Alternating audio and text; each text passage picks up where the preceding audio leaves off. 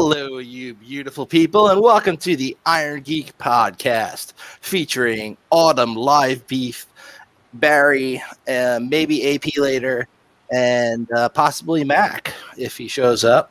And I've invited a few other people who may or may not show. This week, we've got a lot of stuff. We're actually starting about 15 minutes early so that we can, I don't really know why I'm doing that, just because I feel like it really.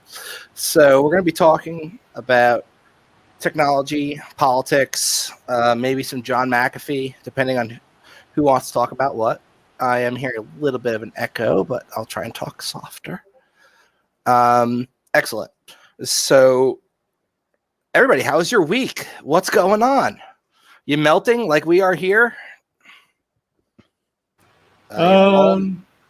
Yeah, the heat wave seems to be over. It's the general mid 90s here now, and some rain and humid. And I think we had a couple of 100-degree days. I mean, 100 degrees is nothing to laugh at. It was 116 here, I think, yesterday, and like 108 the day before. And of course, they got to bring all the reporters out and drag them over to the fountain so that they can show people playing in the fountain. It's like, it's 100 degrees here. We have cooling centers open, and here are people playing in the fountain. And it's like, all right, we get it. They're paying you to get some stock footage, but you don't have to be so enthusiastic about the fountain. It's a fountain. I mean, come on. Anyway, so yeah, John McAfee died. That happened a while back. We didn't cast last week for unknown reasons. And so this week, we're going to probably cover that a little bit. You guys think that he died of natural causes, that he took his own life in a cell? You got some people don't. Some people do. It's kind of a contentious issue. Some people believe this conspiracy theory that he had a dead man switch and that it's been activated, but I don't think I've seen anything in the media yet that has been shocking or newly released due to his death. That was like as a result of this so-called dead man switch. If you are going to get technical with it, there was a tattoo he had on him that said whacked. And if you followed that tattoo on Etherscan, it led to a wallet address that said greater than Epstein, the greater than sign. And then that wallet all of a sudden became active, started sending out cryptocurrency, Ethereum, to a bunch of addresses, and then it went dark again. And then a website popped up briefly that said within 30 days there was going to be a major release of information because of what happened to John McAfee. And then the website went dark again. It was called like BitBlong Bog or something. And some people did some research on that. They think that it was just some scammer who set it up who was trying to capitalize on the whole John McAfee thing, his death. And they had put in a wallet address there, probably hoping that they would get donations. And yeah, it's probably a scam.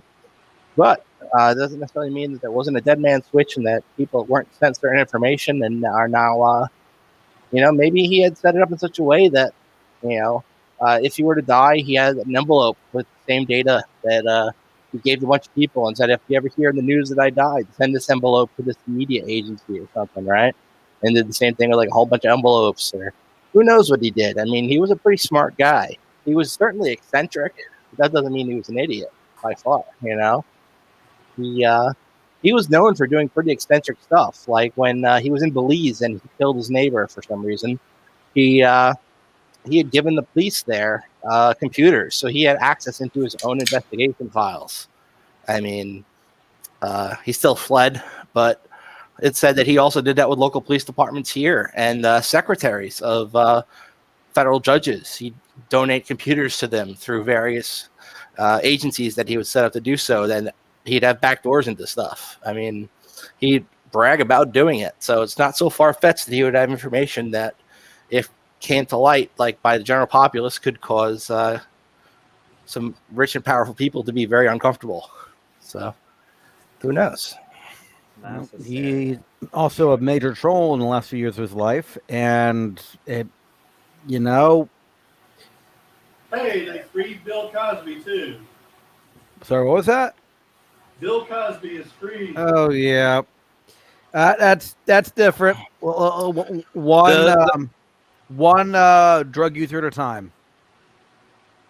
Well, I the mean, proof is in the pudding. they couldn't free Britney, so they freed Bill Cosby. Hey, And I heard a comedian talking about how Bill Cosby used to actually call up other comedians and he would chastise them for using foul language in their routines. And it's kind of ironic that a guy who was so self-righteous to think that he should be able to tell other comedians what language they can use in their acts because it might offend people, that he would then go and do what he was accused of, which was arguably a lot worse. You know, always those people who are self-righteous and telling other people how they should be living their lives that tend to be the most weird, fucked up people. Well, a lot of them, but Cosby admitted he did the drugging eventually, so maybe he felt guilt.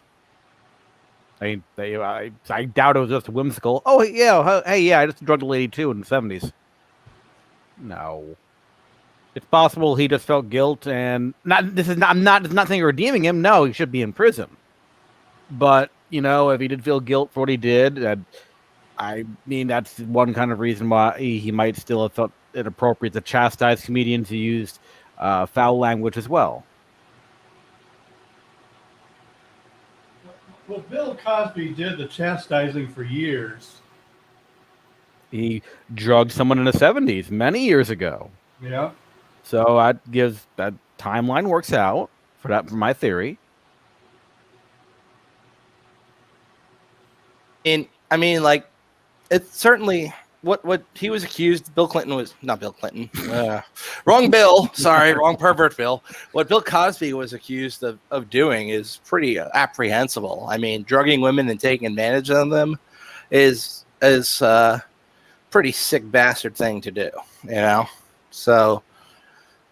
I mean, did he really do it? Probably. I mean, it wasn't just one or two or like 5 women who accused him of this. So,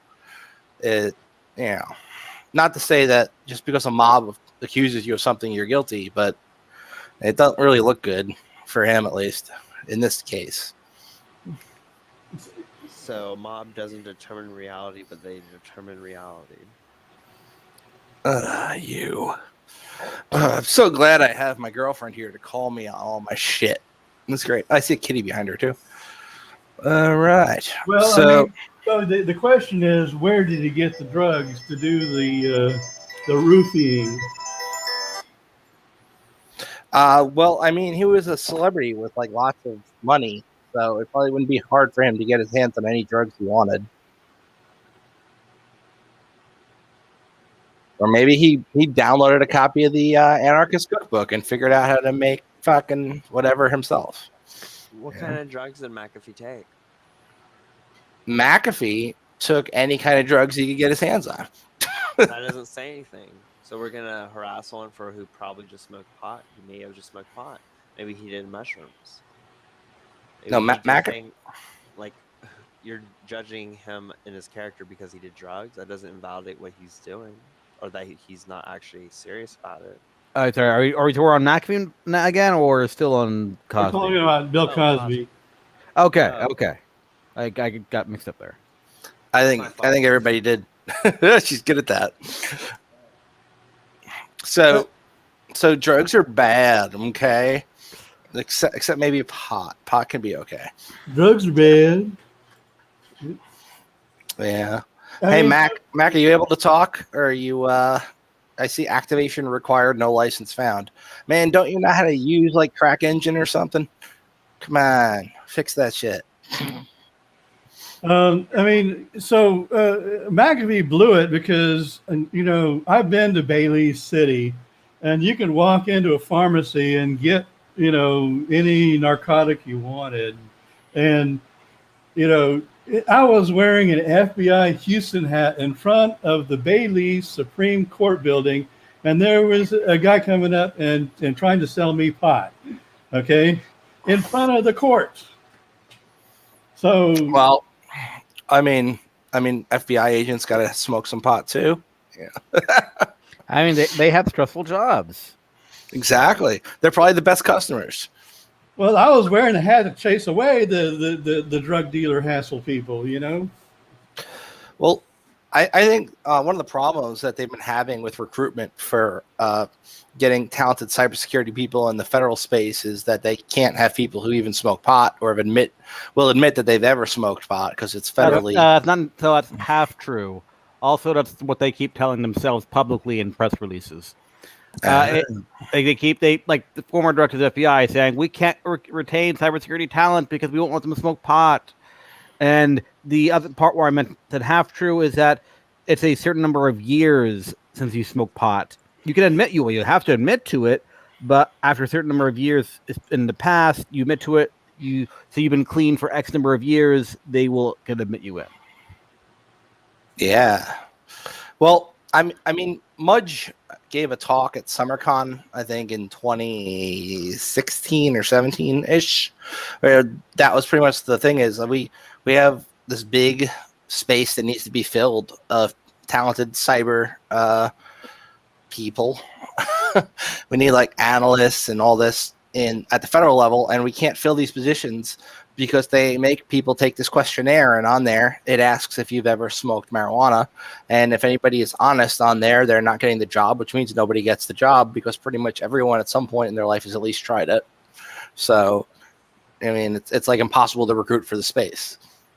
I guarantee you, it's a certain number of years in the past. It's not have you ever smoked pot for this qualification part. I guarantee you. No, that's what the talk was back then, but I mean, it was a few years ago. So, I think it was SummerCon. It could have been another con. Anyway, they all kind of blend in to one after a while.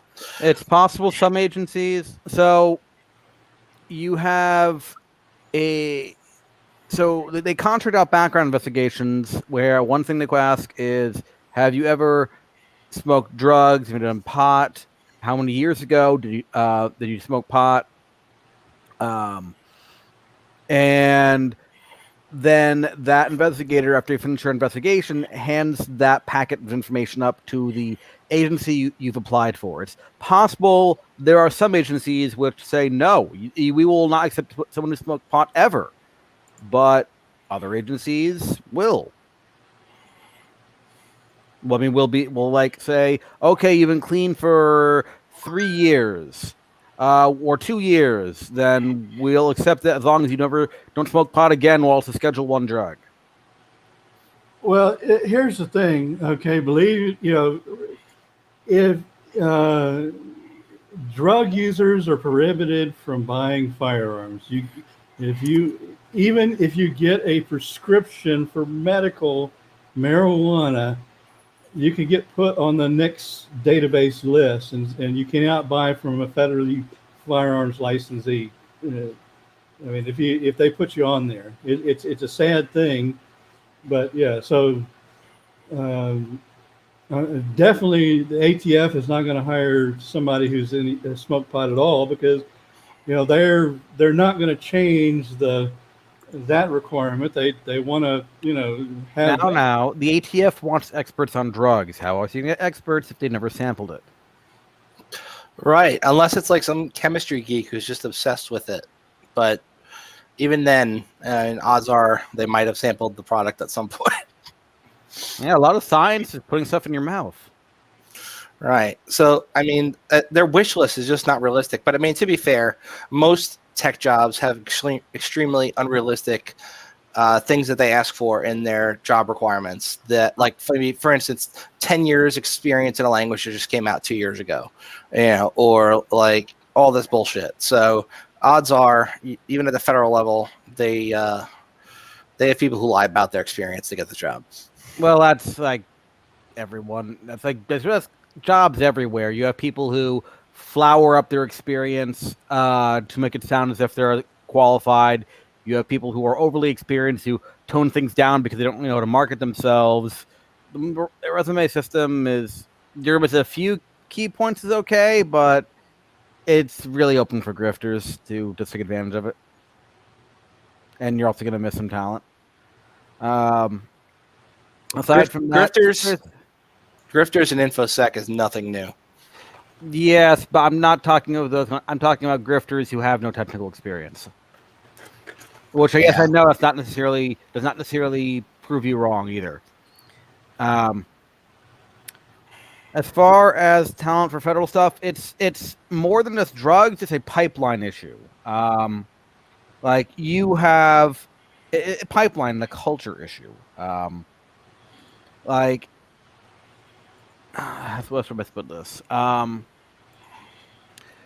You can get all the 50-something retired special agents, ex-military people you want fully cleared, and that doesn't mean they know computers worth a damn. But that's who they're going to go for. Exactly. That's partially a generational thing, you know. In a few decades' time, that kind of concern will not be much of a concern. But that's not going to help them in the meantime.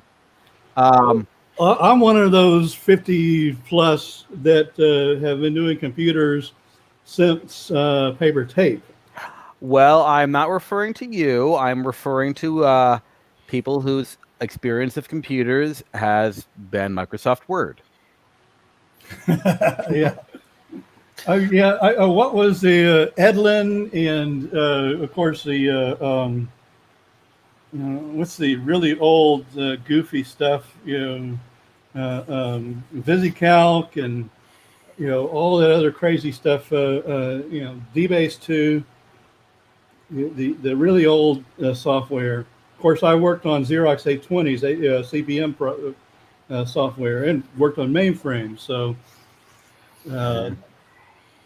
I had a great professor who used to work at Xerox before it went up, belly up. Oh yeah, I mean, I had an instructor from Xerox, great guy, taught me a lot, especially hardware stuff too. Oh yeah, he system and teacher, and he also taught. It wasn't. He demanded one of the tasks he had was we're gonna simulate what happens if you leave someone alone in your server room for a minute. You have a task. Your requirement is you need to get this live boot CD, create a new root user, and reboot the system before 1 minute is over.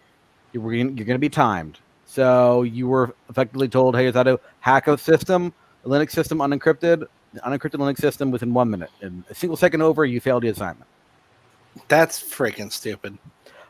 Hey, it was good experience. Do they give you time to prepare your tools ahead of time? Because you could easily make... All right. Well, if you can prepare your tools ahead of time, and you can, assuming you can get it to boot off that in a minute, right, in the first place, because sometimes you got to screw with the BIOS before you can change the primary. It was they were lab systems. So all of the systems in the lab had the same image. All of them were able to boot from the CD by default. Okay.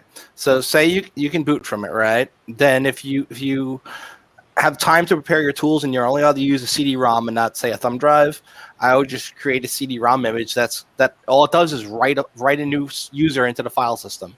I mean, it's not that hard. All you got to do is edit, I think, 1 or 2 files. etc Shadow probably would do it. I mean, you could do that. You don't even need the etc Shadow. That's etc password. You create a new user account. Just don't put the X there. You log in, and you don't even need a password because you don't have an etc Shadow entry. Well, I'm going to show my age, but I did one of the first funnies in my early computer labs on an IBM 4341 mainframe. Okay, I finished up all my work early because I'm fast. Back then, it was really fast. So I created a script in this voice language stuff that would append a data onto a file over and over again until it ate up all the disk space, and then it would delete when it aired out. That's clever. I like it. And I did it about 4 times before and I jumped terminals and do it. And so finally the guy figured out it was me because I was the smartest guy in the room doing this stuff. And it was funny. I mean, he just glared at me. He said, "Stop doing it." But yeah, I shut everybody down. I mean, the whole room would just, computer's down. Yeah. But that, that was like, when I barely knew anything. But I figured out how to script in voice language or whatever the. I remember using, I think it was Visual Basic script to make a fake login screen back in the day when I was in like high school to the teachers' computers, and it was some weird system they had built using like I think WordPerfect on a network. Yep. And before I had like everybody's password in like a week. All I did was edit the autoexec.bat file to run mine thing first, and then it would drop them to the real login. And it looked like pretty much identical to it. It was just username, password. It was like a pre-DOS thing. I think it was NetWare, or I don't even know what the hell they were using. It was a long time ago. God, that was on my early assignments too. Forgot about that. I remember cheating in my freaking class where they were teaching typing because I didn't feel like sitting there and typing something that had already been typed. So I would go up the network driver. We were supposed to save our work, which was on it. They didn't have like it was like a token ring network. This was old, and like I literally was like going up a directory from where I was supposed to save stuff and finding the teacher's folder, and then finding other homework that had been submitted already, and then taking somebody else's homework, pulling it up, changing the name, and then submitting it as mine. It's like, oh, I'm a hacker. Elite hacker. Lead hacker. But They should have given you 100 points just for being clever. I mean, that kind of that. No, I want to make an analogy, but it's not going to fit. Bad habits die hard because, like, when I went back to college in like 2015 to finish up my bachelor's in computer science, and I just did an nmap of my local machine and saw this odd port open and found out it was net support, and that the tech console that you could download for free onto a computer would allow me to access any other computer in the school. So all I needed to do was be on the same LAN segment as them, and I had access to every other computer. And it was not exactly immediately apparent to the people. Their screen would blink for a second if you actually tried to like physically take it over. But if you just like maybe mounted it remotely through their software, you could pull down any files somebody might have attached via a thumb drive, So you can use your imagination where that could lead to a student and, a teacher in the same classroom and the teacher bringing in the work on that thumb drive. Yeah. Most I was able to do back in, grade school was just enumerate every user in Active Directory. Sharphound is pretty freaking cool. You ever play with it? You can actually take the data it generates and put it in Bloodhound and then find the quickest route to DA. The quickest route for me usually being just running responder, but I mean, if you don't want to run responder, you can figure out like, there's this service that's configured. It's got really, really high level administrative access. It's got a freaking domain admin account attached to it. Let's just take over that service, and now I have domain access. It's leveraging SPNs, Kerber roasting, fun. But like, you figure out the path to doing that by using the Sharphound data that you pull down, and you can run Sharphound as any domain user. You can even run it as not a user, like just as a workstation computer that's on the same network, and it can still enumerate some of the Active Directory stuff. It's a cool program. Yeah. Well, so you did VB. I actually have I took 3 semesters of enterprise level Visual Basic. Enterprise level. I'm an MCSD. Okay. I was an MCSA. I got that too, and I am also an MCDBA. Yeah, well, I was an MOUS. MSCKEY MOUS. No. It's not how it's spelled. And so I've been certified by Microsoft since I'm certifiable according to Microsoft. 1993, I took a test in MS-DOS and hardware. That was the first. That was a beta test, and I was like one of the first people in Houston to take the test. It was crazy, and I'd already been in a NetWare C&E, so yeah, I've been. I got CCNA at one point. Yeah, Bravo. Yeah, man. Well, they made us get it as part of the. I was in the track when I first went to college, and they made us take it as part of like passing the class. So. At least it's not the fucking CEH. Oh, that reminds me. I gotta renew my fucking EC Council membership for $80 again. I refused at the CEH. I absolutely refused. The company, It gets you past the door with a lot of recruiters. I am aware, but so do other certs. And the CEH is one of the most scummily run certs I have ever encountered in my life. I have never seen any company push half as hard to just say, pay me. I will not let you take this test unless you pay us $800 for training material. Pay me now, pay me. I And do along agree. with several It's scummy. decoy certs. The thing is that they were around first before everybody else. So they're like, if you're in the industry, you know CEH is kind of a joke. But if you're not in the industry and you are Googling around, you're like, what cert do I need if I want to hire a hacker who won't destroy my company? I would prefer to take the CISSP than I would to take the CEH. I hate them both, but one of them, ISC squared, and I know it's doing its own share of scummy stuff with the CISSP, but it doesn't feel. I don't feel as nauseating as with them as I do with the fucking the CISSP is a much harder test than the CEH, and they require a lot more experience first in the industry before you can take it. Yeah. Yep, I am a CISSP. And well, I guess it's easy then. No. I took a 6-hour test in 4.5 hours, and I passed it the first time. And the only reason I passed it because I had enough common sense and a lot of experience, because it was a grinder, and you had to, the language and wording of the stupid test, and it was on a Scantron. I had to use reading glasses and a pencil to fill out those stupid little, ovals and junk. Right. So yeah, it was, but I passed it, and I still need to get a bunch of CPEs. I guess tonight will be a CPE. Oh, yo, just so you know, hacking a box on Hack the Box is now 8 CPE credits. So that's probably a better use of your time than sitting through some freaking boring ass sales training. Neat. So I used to love to go. I mean, before COVID, I'd go to the conferences, and I would do. I mean, I could do in like 2 or 3 conferences. I could do a year and a half of CPEs, and I was done.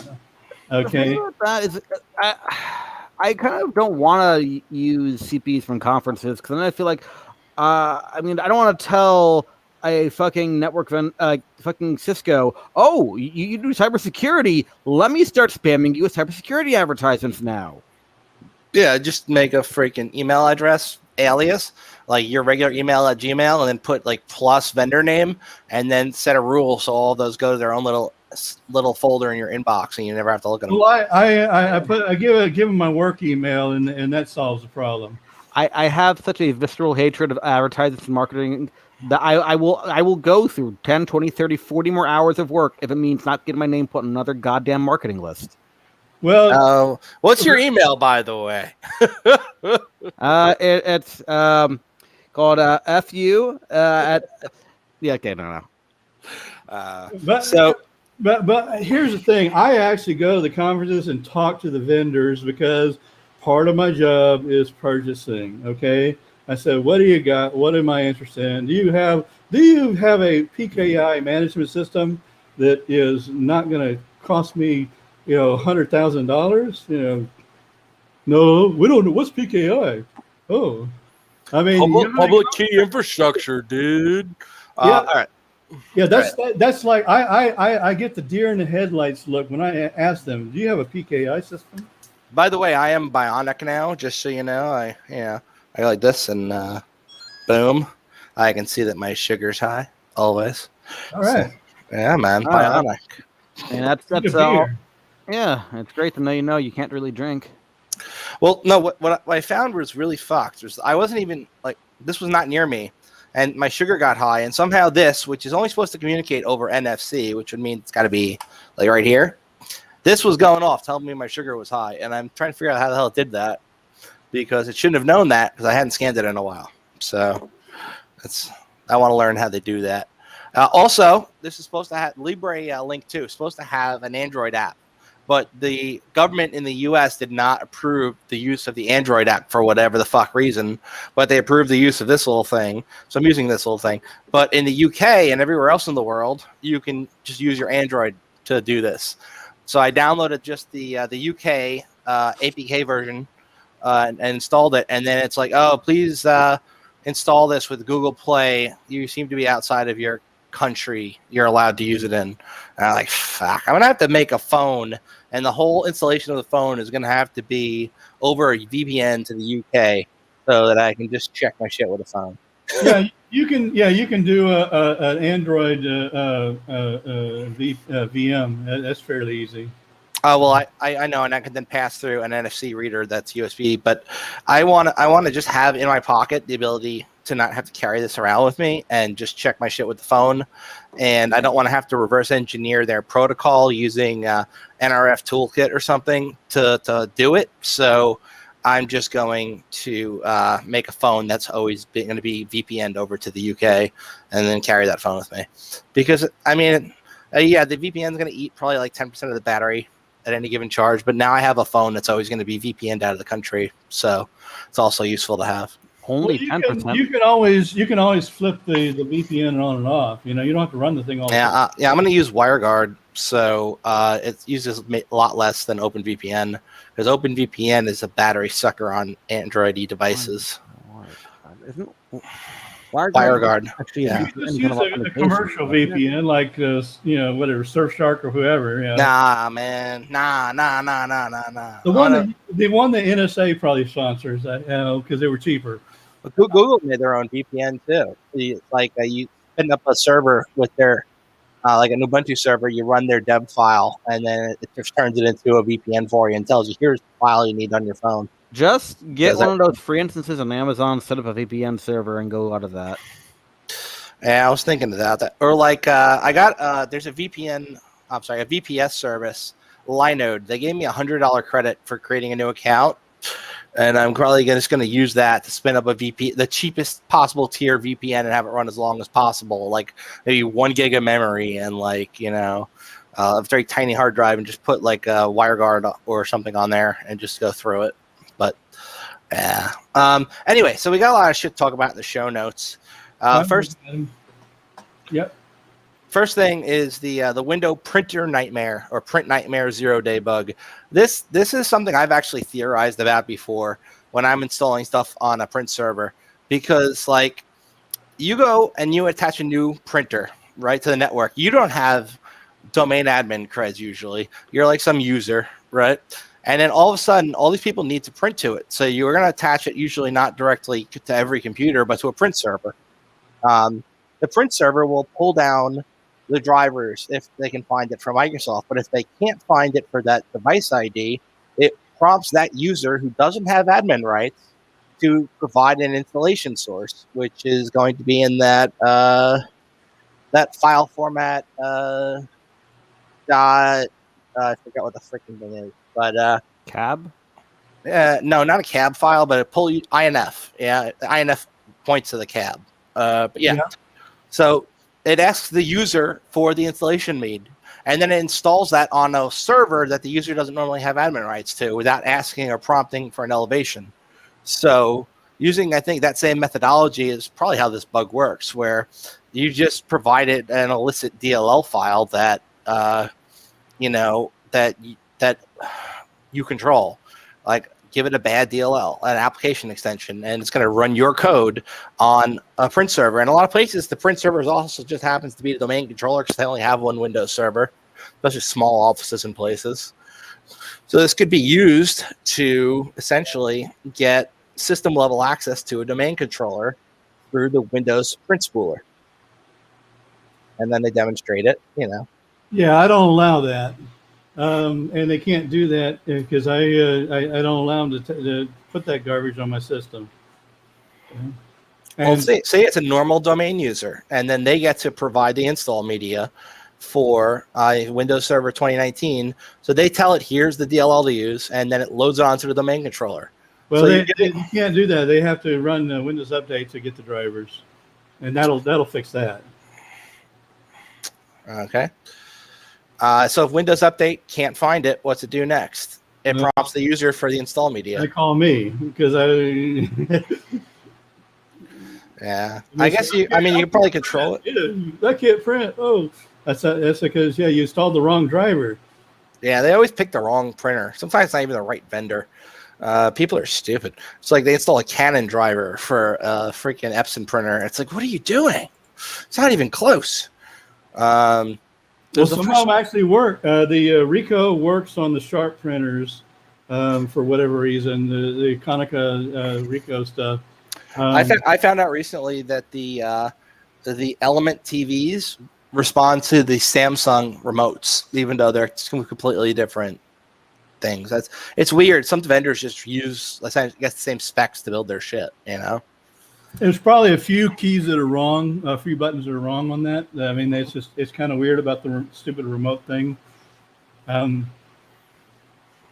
Yeah, it's getting ridiculous about how to program your stupid remote.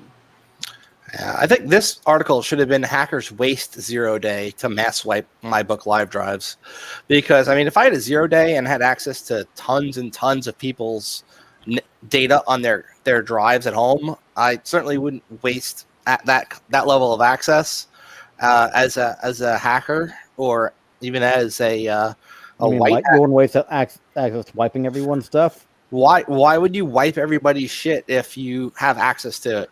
There's so much better stuff you could have done. You could have pulled down all that data. Not better stuff, you know what I mean? There's like out forth. You're a voyeur. You want to look at people's home nudes. No, what I'm saying is, it's like when I was a fireman. We used to say, we're going to the big one, or like, see you at the big one. And we weren't hoping for a fire. We were just like, or like, it's just the way people talk in the industry. It's like, oh, that was a good hack. It doesn't mean we think that, oh, it would. By good, it was like a positive thing. It just, that was a good hack. It was impressive how they did that. I like how you're so defensive.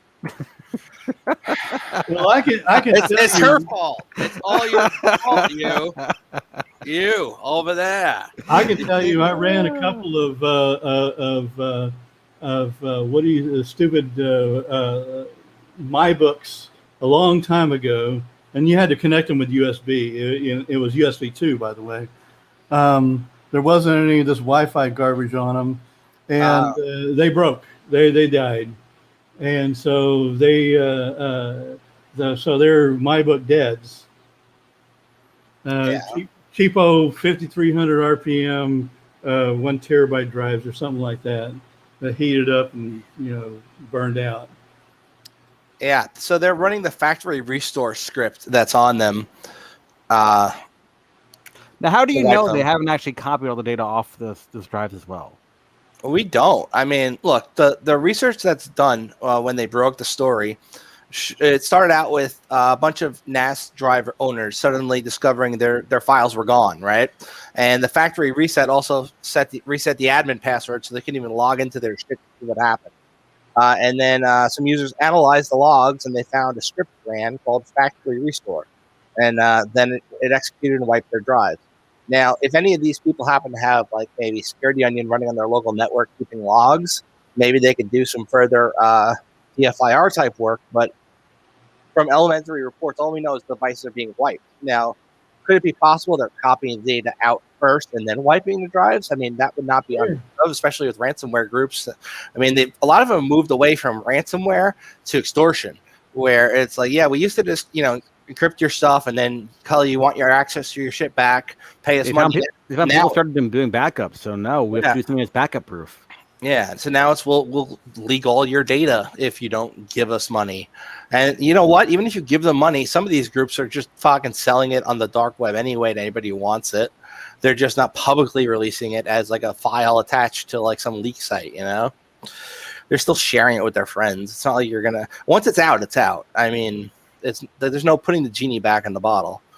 But yeah, so they're doing a spray and pay attack. It looks like from the limited information they've got. It's a curl request. So it's like, this is curl request. It's like you're on Linux, you type curl instead of, or wget if you know what the fuck you're doing. And then you attack your endpoint. Who cares? All right. They go through how it works. If you care, read it. If you don't read it. Next, we have Unpatched VM Takeover is affecting Google Compute Engine. Now, if you don't know what Google Compute Engine is, think of AWS, but for Google. And they essentially have an issue here where somebody's using a vulnerability to take over VMs that are not theirs. Whoa. Forgot to turn her off. So this is impersonating metadata, the metadata server from the targeted virtual machine's point of view.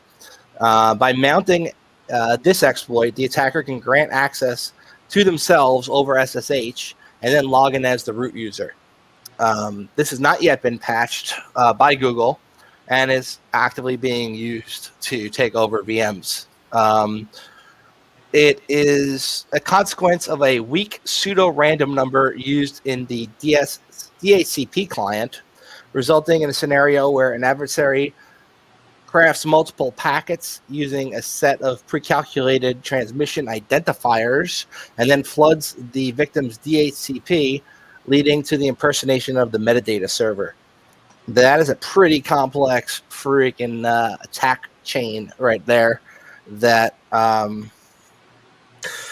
I don't know how the hell to do it, but I'm sure somebody could script it out, and they probably have. It's not that complex. No, it's built in to Linux and stuff like that. Yeah. I've never tried doing that. So the temporary remediation is if you're running running servers in their infrastructure to block port UDP 68 between VMs, so that another VM can't do this. Interesting. Back in September of last year, they rectified a local privilege escalation vulnerability in the OS config tool that could be exploited. So yeah, they do pass their stuff. I've seen a lot of people talk very positively about the Google security team's responses to these things. So I wouldn't expect it to be around for much longer if it does still work at the time of me talking about it here on the cast. It's probably gone by now, but I mean, Google. I mean, I don't know why they put a backdoor in their stuff anyway. Why did they put that port 68? I mean, that's garbage. Why, I mean, go ahead. You hire enough. Google kind of lost its reputation as having some of the best and the brightest in the industry when they became more concerned with numbers of engineers and programmers. Like they had to compete as quickly as possible. Standards had to go down. And that was, Google's downfall as far as I'm concerned. Yeah. Next week, I already took that one. I already covered that one. This one's pretty interesting. The Windows 11 Trusted Platform Diagnostics tool is the first optional tool being released related to the new Windows 11 release. So people have been complaining when they go to install Windows 11 that it will block their installation on a lot of computers because they don't have the latest Trusted Platform module, or at least I think the latest is 2.2, but this requires 2.0 or above, and a lot of computers are still on 1.2, and some computers don't have it at all. And or if they do have it, it's disabled in the BIOS, and they'd have to reboot and fix it. Well, why does Windows 11 even require a trusted platform module, you may ask? But what is a trusted platform module? It's made in China.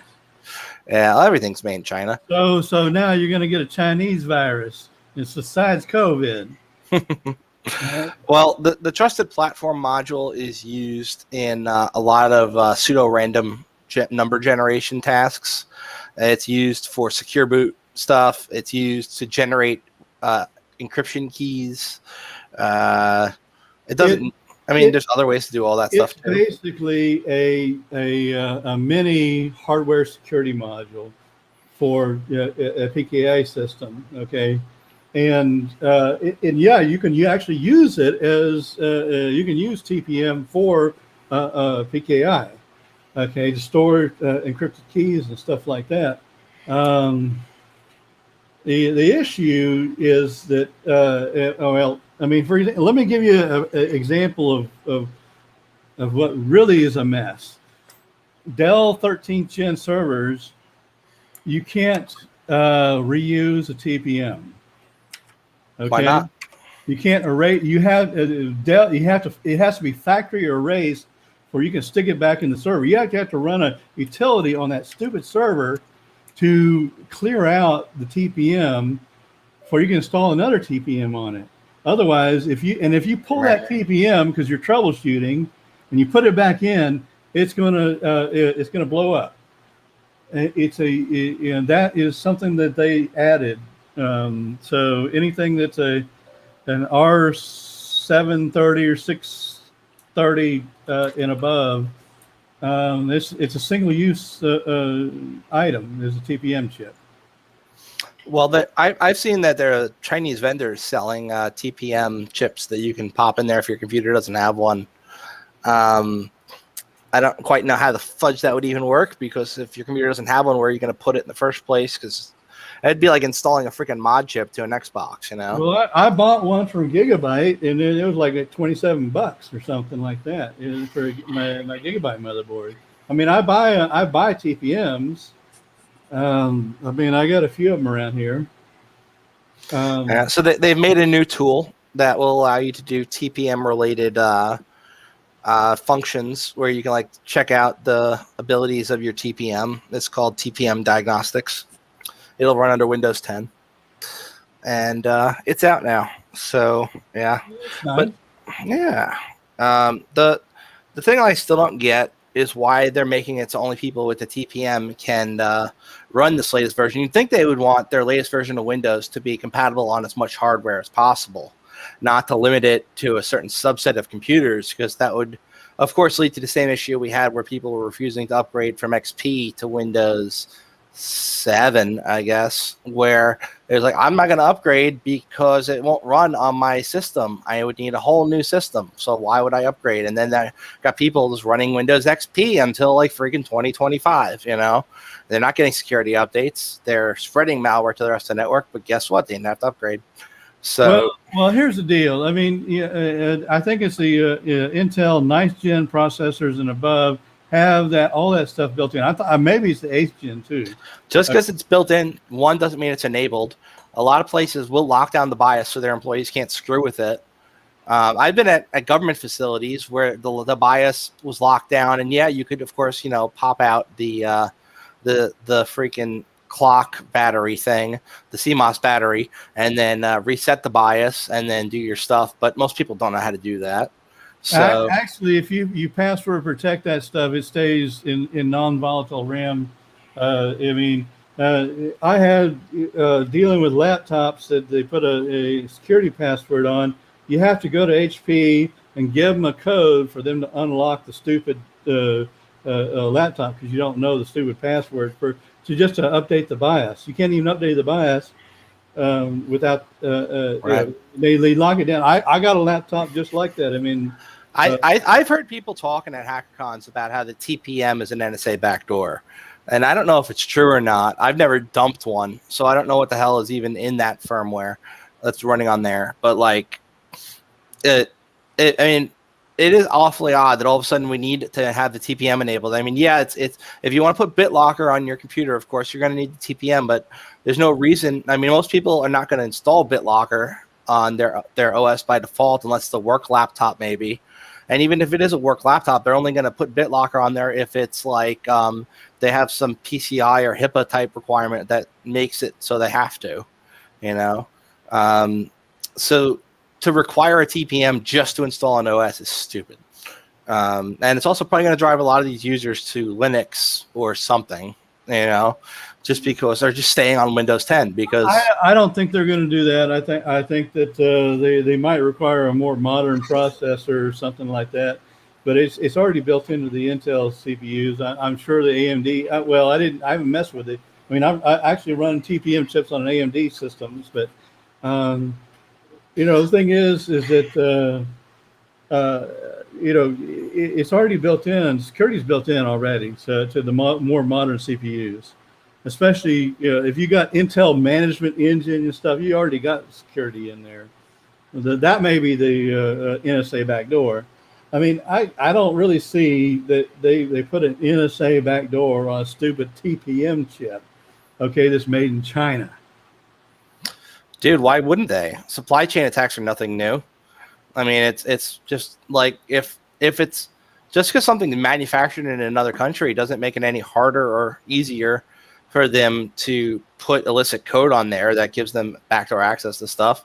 I mean, I wouldn't be surprised if China's, not putting. I'd be more surprised if they were not putting some kind of backdoor that they could later use in these chips from China. But I mean, like, I would also think the NSA is probably doing it because, I mean, they could just claim ignorance. They could be like, yeah, we put that in there, but it was security override we never intended to use, or like, it's in case to protect the children, some shit. They come up with some valid excuse for why they could violate every person's privacy. They did it when they were intercepting everybody's phone calls back in the day, and they were like, oh, we're only collecting metadata.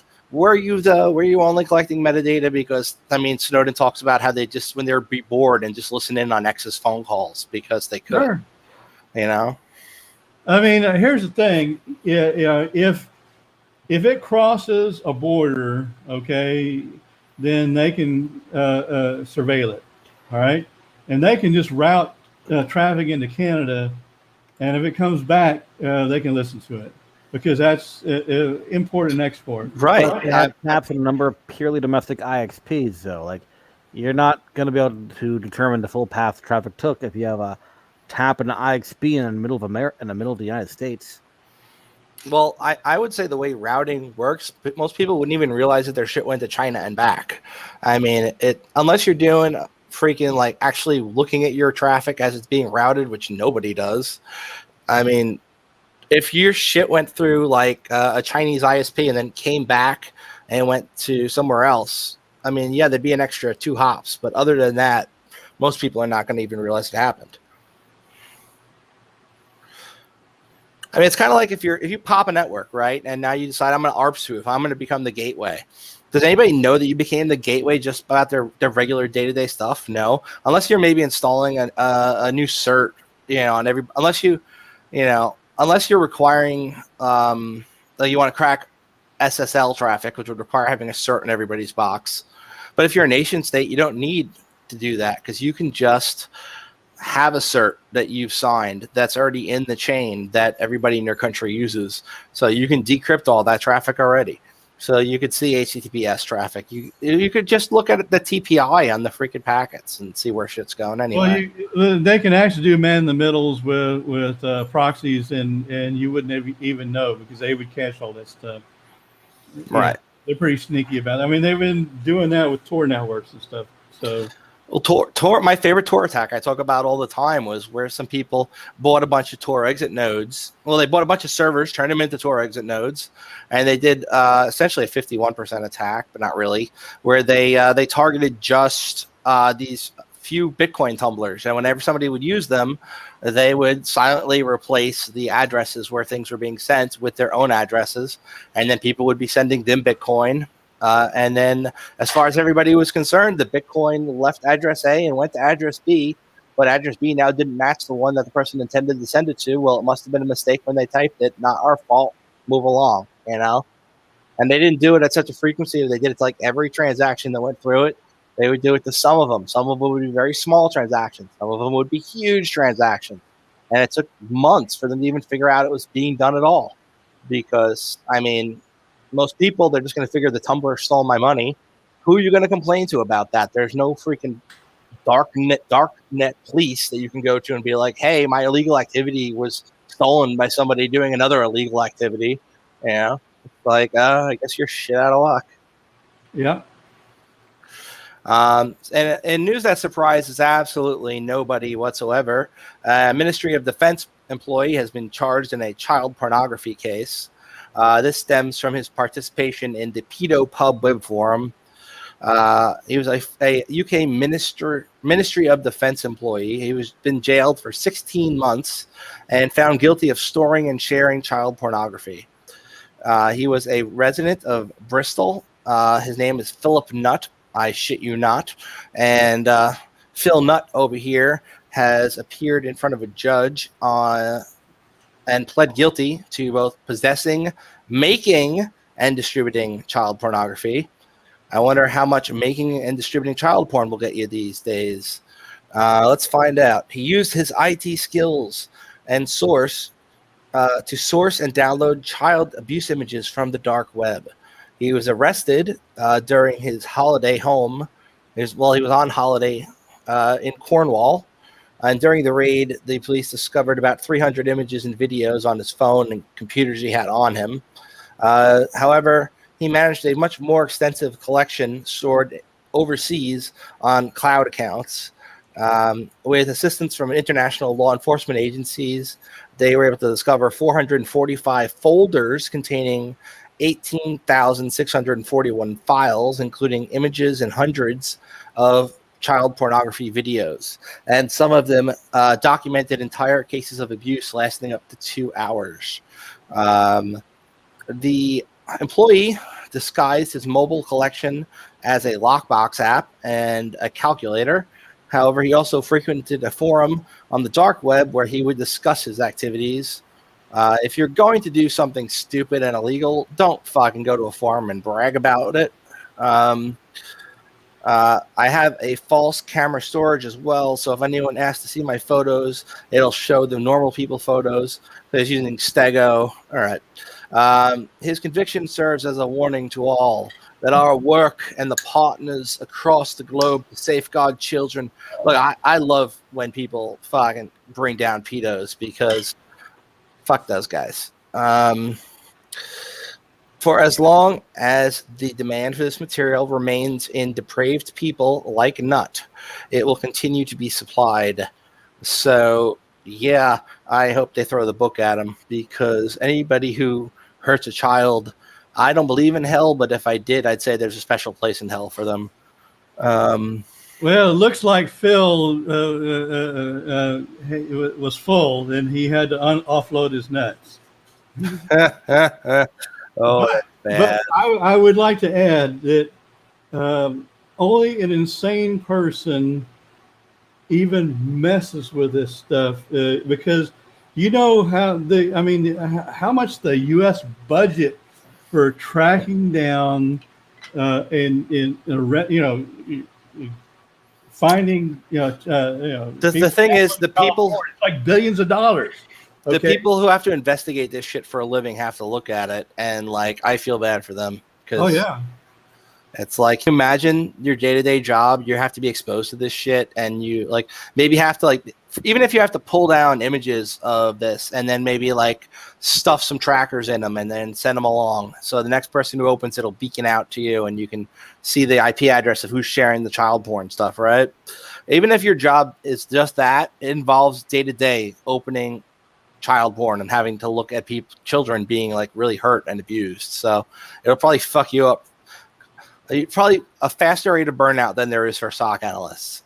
You know. Well, I can tell you that there are multiple agencies investigating. Okay, and there's a lot of money spent cracking down on this stuff. And I went to some briefings from the Secret Service on how they were tracking down this stuff. And so I'm not sure how various agencies and the DOJ are doing doing this stuff. I mean, I haven't done a child porn briefing in a long time, but it was quite interesting. Some of these guys who were hosting child porn servers, they would keep all the stuff in RAM. Okay. And so all they had to do is hit a switch and turn everything off, and it would go away.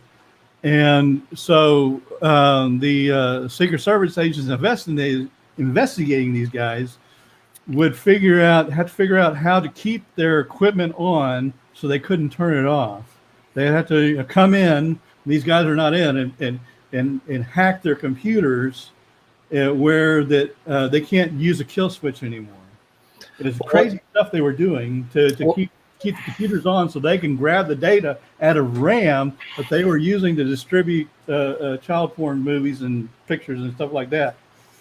Well, they were grabbing hackers for something. They I remember they had a guy in a coffee shop who was using his machine, and they wanted to grab the machine without him closing it and having it lock, or even reboot.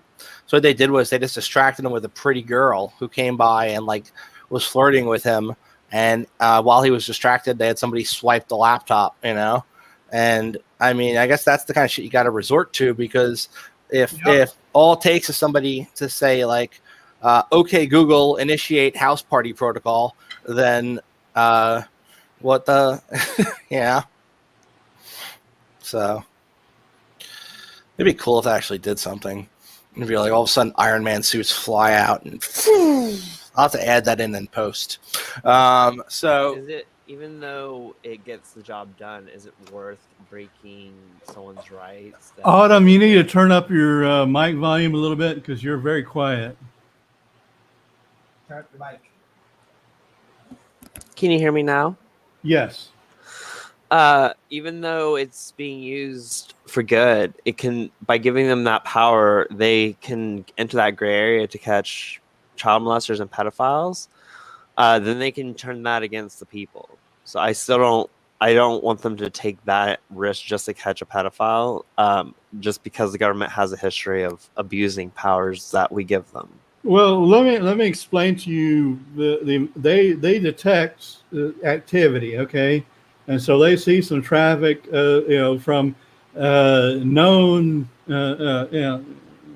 pedophiles into these various systems, and they pop up, and so then they get a search warrant that allows them to do it, and also they can also have cross-border agreements. So if they're going across the U.S. border, they can share information concerning this stuff. So if it goes to Britain or it goes to Europe somewhere, they'll share the information. Oh, these guys are doing this, and vice versa. The investigative agencies share that information to across the pond there. So there's a bunch of ways they do it, and then yes, they do get warrants before they start grabbing people's stuff. And yes, they can route traffic across borders to view it. And it happens.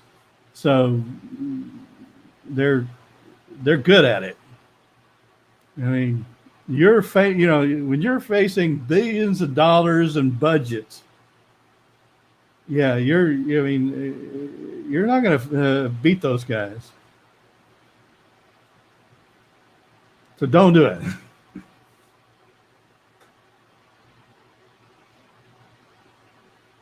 Well, I'm not saying that it's a matter of beating those guys or not. What I'm thinking is that Autumn does have kind of a point here that yes, we want to catch these guys, but should we, for instance, lower everybody else's security? Open Pandora's box, release all of the evils, and inside lies hope. For instance,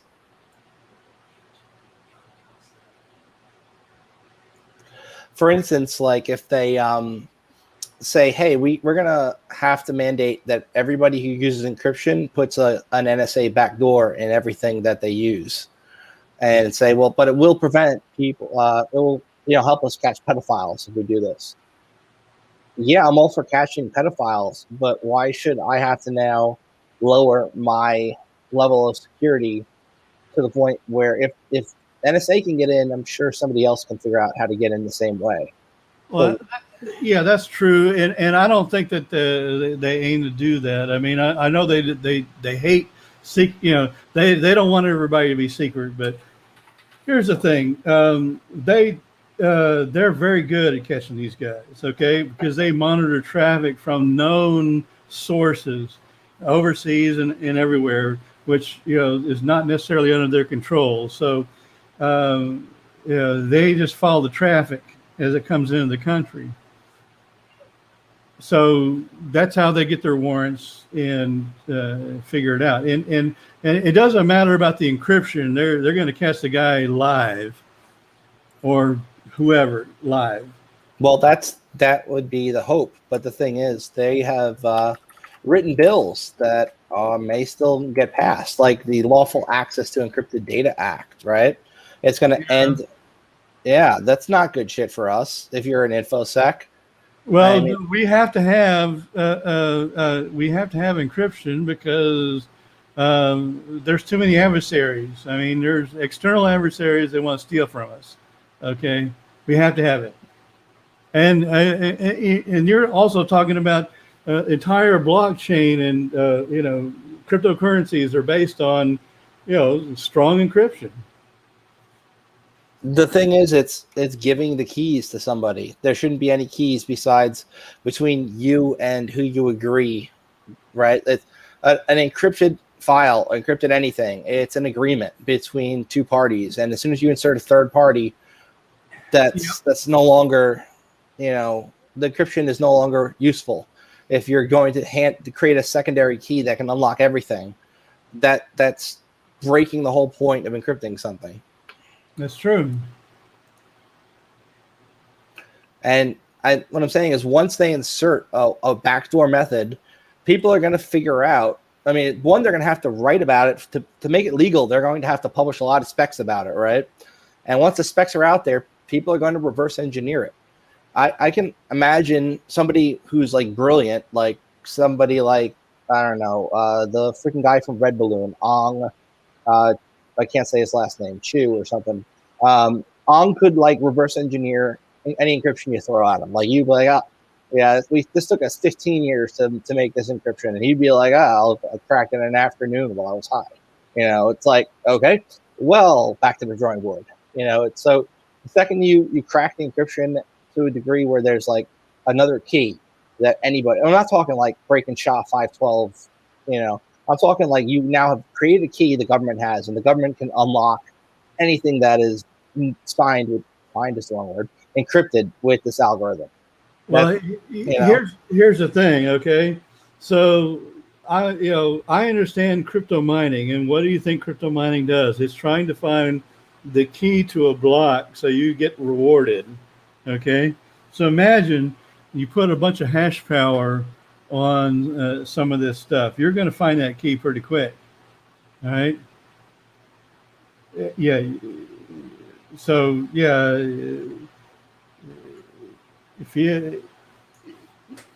they can't do it. It's just not going to work because I got hardware to break that stuff. You're muted, baby. Even 64-bit, and I know they're going to SHA-3 on a lot of cryptocurrencies, and they'll be able to crack that stuff. Yeah, I mean, look, it's only a matter of the resources that you're going to throw at something. If you've got access to like a freaking, I don't know, a lot of money, you can crack something. Because if you have unlimited resources, you could just spin up whatever the hell you need to crack something. You can get like 1,000 freaking compute instances, each one of them with like the equivalent of a 2080 or something even better attached, right? And you could spin them up and have them crack something. I mean, it's an amazingly parallel task. So if you can throw a shit ton of GPU at it, you're going to crack it a lot faster. Oh, you bet. As a matter of fact, if you got the money, just create a cryptocurrency and say, hey, if you solve this problem, you get the pot, and here is several million or whatever. Okay. My Facebook buddy Derek created a cryptocurrency, and he I mean, even if you create your own cryptocurrency, it doesn't necessarily mean you're going to be successful and have like, well, that came out really harsh. I'm so sorry, Derek. I meant like, just because you're able to be brilliant and do something like create your own cryptocurrency, it doesn't mean that, you are still going to, I forgot my fucking point. It's called find the NSA backdoor cryptocurrency. Right. And if you solve the blockchain, you make big bucks. Find all the back doors. Yeah. Well, I'm still, the jury's still out on whether or not Satoshi was a Fed or not. So We'll see. I think Satoshi was a drug dealer. Really? You think so? Yeah. That'd be a pretty brilliant drug dealer. That would be, I don't know. It'd have to be one hell of a mind, a mathematical mind, to come up with the concept of Bitcoin to begin with, and also to implement it in such a way where years later it hasn't been significantly cracked. That whole, the distributed hashing algorithm stuff they got going, where it's like a giant ledger, but when you update it here, it also updates there, and nobody can fuck with that update in between here and there. To set that all up in such a way where it works, and it's the first time it's being built, and years later it still hasn't been taken apart and dismantled, and they're actually using it as the basis of building similar cryptocurrencies. I would say that person had to be pretty freaking smart. Yep. And usually people who are that intelligent don't and do things like that end up working for the government whether they want to or not. It's like Well, maybe this was a multi-billionaire drug dealer. Maybe it was a Fed. You never know. Well, I don't think it's that mathematician guy who claims it was him and he's trying to grab the copyright for it. There's some dude out there. He's like, I was the creator of Bitcoin. I went by Satoshi. The guy's not even a weeaboo. Why would a freak would you pick that name? I mean, come on, garbage, lies. Supposedly this drug dealer is no longer living. The original creator of the blockchain. But I mean, the thing about Bitcoin itself is it's a fairly simple. It's still 32-bit. Okay, it's fairly simple. It's not. I mean, you mine it, and whenever it gets harder, and then the last Bitcoin will be mined in the 2030s, and that's it. And a lot of other coins have kind of evolved where it just slows things down, but it'll still throw out a few coins. Well, I thought there's still going to be some coins mined even after the blockchain is like technically done, because the way that they pay people to maintain the network that checks transactions is by mining. So if nobody's mining, then the cryptocurrency is done, because there's nobody verifying the wallet transactions. Yeah, they're not going to create any new Bitcoins. They will charge some Satoshis to validate. Right. So if they're still getting Satoshis to validate, they're not creating new coin. Then where are they coming from? They're going to take it off the top. How? That's my question. I don't understand the crypto that well. They're going to charge the transaction a percentage to exchange. Gotcha. That's how most of the cryptocurrencies work anyway. If you're going to move some Ethereum off the main net to another exchange or something like that, or another currency, you're going to have to pay those gas fees. And where do you think that comes from? Doesn't come from you're not creating new coins to do it. You only get new coins generated when you solve a block. But if you process transactions, you get, shower me in the Satoshis. Or Gwei for Ethereum. All right. So next, we have a story about Dell fucking up royally again. This time, it is a bug in the way their BIOS updates work that would allow a remote attacker who happens to be on the same LAN as you to push a fake update to your Dell machine through a series of chained exploits. And then your machine would accept their BIOS update. And then when you reboot, it would essentially be able to, do what you can do with BIOS level access, which would be put a rootkit there probably. Or maybe just, remote update everybody on my network to the latest BIOS for their Dell. That would totally be a legit use for it. The vulnerability is a chain. It has a cumulative CVSS score of 8.3, and it abuses the Dell Connect and Dell Support Assist features. There are 128 different laptops and desktops and tablets vulnerable to this particular attack chain. I'm sure if you were to modify the attack chain a little bit, you could probably get it to be even more compatible with more Dell stuff. The BIOS Connect facility can be used to recover an OS in case of a corruption or firmware issue. And normally it will connect to Dell and pull a request code for the user's device, but you can actually bypass that part and gain arbitrary remote code execution within the BIOS of a machine. It's going to attempt to connect to Dell's backend HTTP server, but any valid wildcard signed cert will work, meaning that you could just pretty much sign a certificate with like Let's Encrypt and impersonate Dell.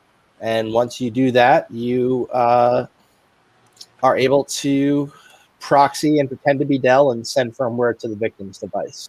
So you could basically create a Dell.local. So you could do your own homegrown SSL commands. Right, and if you are clever enough, you can figure out the vulnerability that allows, not really vuln, but you know how Let's Encrypt works, right? It will try and resolve an address. If it can resolve it, and you could put a file on that address, and then it will be like, oh, yes, that does exist, and this is the resource, then it will allow connections to it, and it'll give it a cert. So if you control a local domain, you can technically sign it with a Let's Encrypt cert if you're clever. And now you've got a cert that's like, say, Dell.local, or, you could even make it Dell.com if you're clever enough with your DNS server locally, If you're going to screw around and just do WPAD stuff, you could even probably do it all up in there. Like a responder attack, essentially, but with a signed cert. So, yeah. Now, I don't use Dell support. I mean, I use Dell, but I don't use this looks like all the consumer class junk that they throw on that I pull off, and I install systems, more of a system management stuff. They should have called this one fucking hell, Dell. But I agree that it's been a bug for a long time, and I mean, I run some of the auto update stuff, but it's not the Dell support garbage that they're talking about. This looks like the crapware they put on the systems, which I removed and install my own stuff downloaded from Dell. Correct. This would be the pre-installed crapware that is there. If you're building your own image, it's not going to be vulnerable to this unless you went to Dell to pull down your drivers. And then you installed those drivers that Dell's got by default on their site that would then install this crap anyway. Actually, I installed Dell drivers, but I don't install the crap. Okay, that's a utility, and I don't allow that. Because there is a Dell management utilities that I do install. Okay, and that shouldn't be part of this. I mean, yes, the BIOS thing, but it shouldn't. If you download a BIOS update, even Windows Update is downloading BIOS updates now. Okay, to bypass this junk. So your BIOS should be up to date if you want to play with the latest and greatest toys. But the thing is, a lot of people never update their BIOS. Like most people I know who have bought a Dell is running the factory install image of Dell, and I mean that means there's going to be a lot of computers that are vulnerable to this particular vulnerability. So if you have access to a LAN, even say at a coffee shop, and there's a bunch of people sitting around on Dell laptops, I mean, you could use this attack theoretically to pop some new firmware on every laptop that's a Dell in that coffee shop. And the next time they reboot, guess what? They're now running your firmware. And you could put some pretty malicious stuff in a rootkit. So that's very high level access. Well, technically low level access to the computer.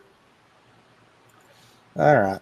I've actually hacked firmware before, believe it or not, to bypass certain things that were preventing me from doing stuff.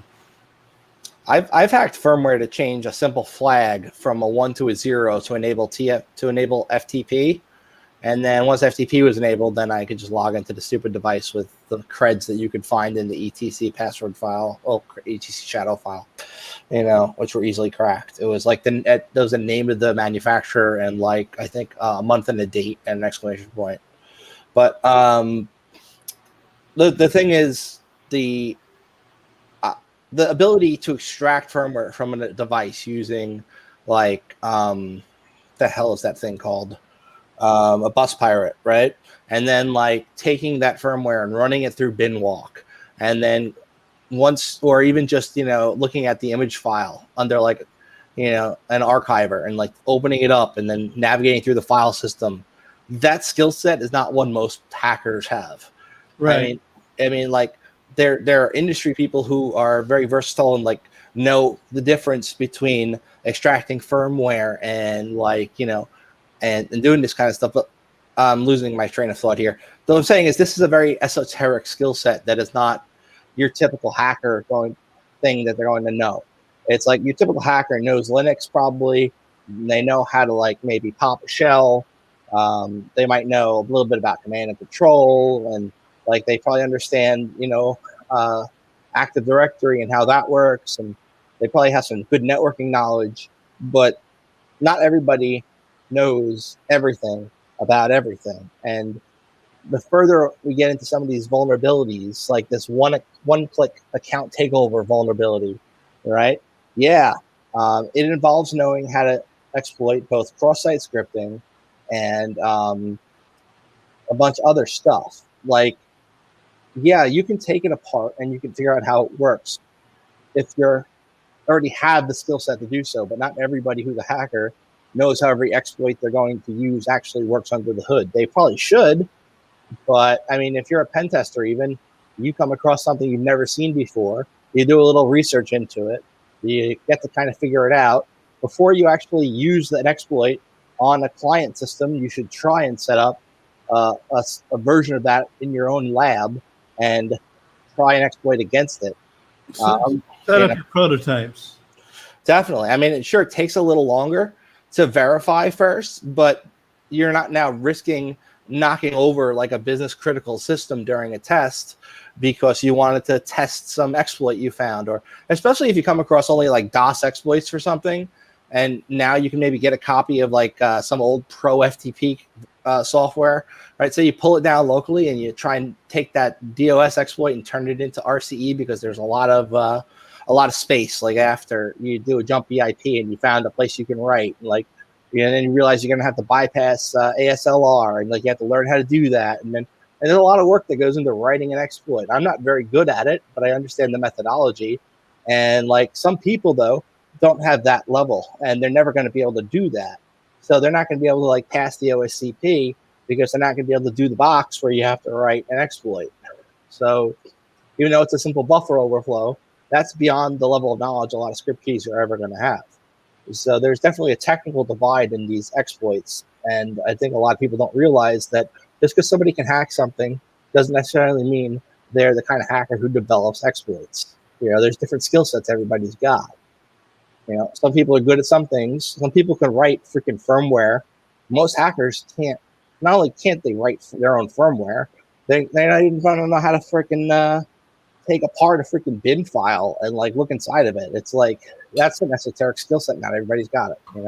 That's what I'm saying. Yeah, gem files are Windows 101. I mean, that's just But I'm talking like a firmware.bin file that you use to flash on the device. It's usually actually a bin file. Really, it's really like the .image file, but yeah. So, but yeah, I mean, I'll go through a hex editor and I'll look. I mean, I say for example, I'm restricted because it's a stupid EMC BIOS on a stupid hard drive. So I need to hack that sucker so that I can update the stupid BIOS on that stupid hard drive. Okay. Mm-hmm.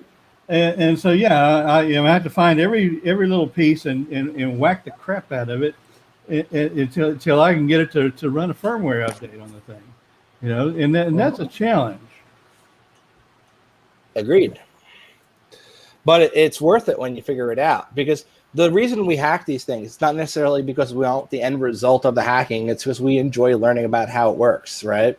We enjoy figuring out, like, oh, if I'm able to dump this firmware and then gain access to this closed system, then there's all this cool shit I could do, and it becomes a project. And we love projects. Like, I think because I can buy the hard drives that are these proprietary firmware for half the price of the other hard drives, and so I'm saving a buku bucks by just zapping the things.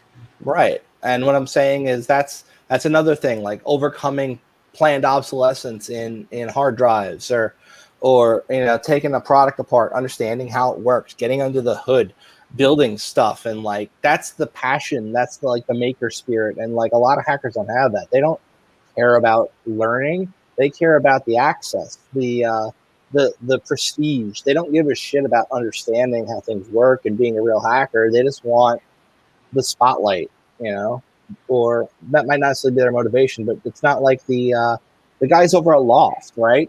Those were real hackers, right? They got together because they loved taking shit apart. Like, they would go to the hospital where they were throwing out a bunch of medical devices and pick them up and bring them and fix them.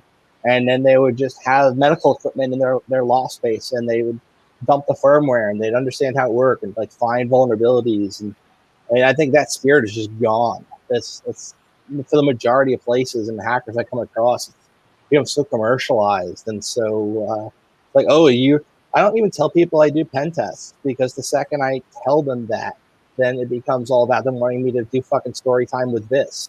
I'm not this. I don't want to tell you my fucking stories. I do my job and I enjoy it, but you want to talk to me about things I'm passionate about, go for it, but don't try and get me to be like your fucking storyteller, like when Mitnick is up on stage and he does these little magic tricks for everybody. I'm not a fucking clown. Not that Mitnick's a clown, but I mean, I'm not like an entertainer. My job, I enjoy this. It's what I do for a living, luckily for me. But it's kind of become disgusting in our industry, where the few people who do actually give a shit what we do for a living want us to put on a show and tell every time we talk to them. And like, sometimes I just want to relax and have a beer with somebody. I don't want to have to fucking be, I don't know, I guess a caricature of myself. Anywho. Well, something to bring it up. I mean, at conferences, I actually like some of the labs and walkthroughs, like how to set up a honeypot and, use this software and here's what you need to do. And here's features you add and here's how you can really fool them and stuff like that. That's cool stuff. Okay. That's stuff I use. Okay. I mean, I want to know how to do this stuff. I don't, care about bragging rights or anything like that. It's not me. Yeah. And anyway, so this exploit here was released by Checkpoint Research. It was a series of bugs found in Atlassian, who makes Jira, which is one of the most popular project management systems in the world, Confluence. And yep. The TLDR here is that you could take over somebody else's instance using cross-site scripting and content security policy, which I write about almost every time I do a pen test. The CSP should be enabled, but they never have it enabled. And this also, the HTTP only. So the thing is, if you're running a website, there's a couple of things you can do that makes it a lot more secure that really don't take much effort. And a lot of people don't put in the effort to do these things. And they didn't do these things, which allowed an attacker to use this exploit chain where essentially they can send data out that they shouldn't be able to send out. Like, if you had these protections in place, cross-site scripting attacks where you're able to like steal an administrative cookie would not work. Anyway. So just a one-click attack, and you can take over accounts and control of some Atlassian applications, including Jira and Confluence. The result is you have an easy way to do account hijacking, data theft, and essentially acting like somebody else. You can steal somebody's ticket. You can become the admin. all that fun stuff. But I mean, I studied the OWASP stuff, and cross-site scripting was one of the big no-nos. Don't do it, and block it. And so we still have that. I mean, that was like that. I mean, maybe I mean, I think it was like early early parts of this decade is I learned about this stuff. I mean, I got CP points for it. Oh, no cross-site scripting. Here's how to block it. Here's how to fix that. Yeah. Well, the thing is, like we all know cross-site scripting sucks and it can be used for bad. The issue is a lot of places where you have like bug bounties and you'll report something like cross-site scripting, they don't even count it as a finding, despite the ability for it to do a lot of evil, because it's one of those exploits that requires another person to do something else. So like you have to have somebody else on the site. Well, like you have to be able to trick an administrator into clicking a link, and if they click that link, you can now steal the admin login cookie, and now you're the admin, right? You need a student person. They don't care, because when these pen testers submit the, there's a cross-site scripting issue here, right?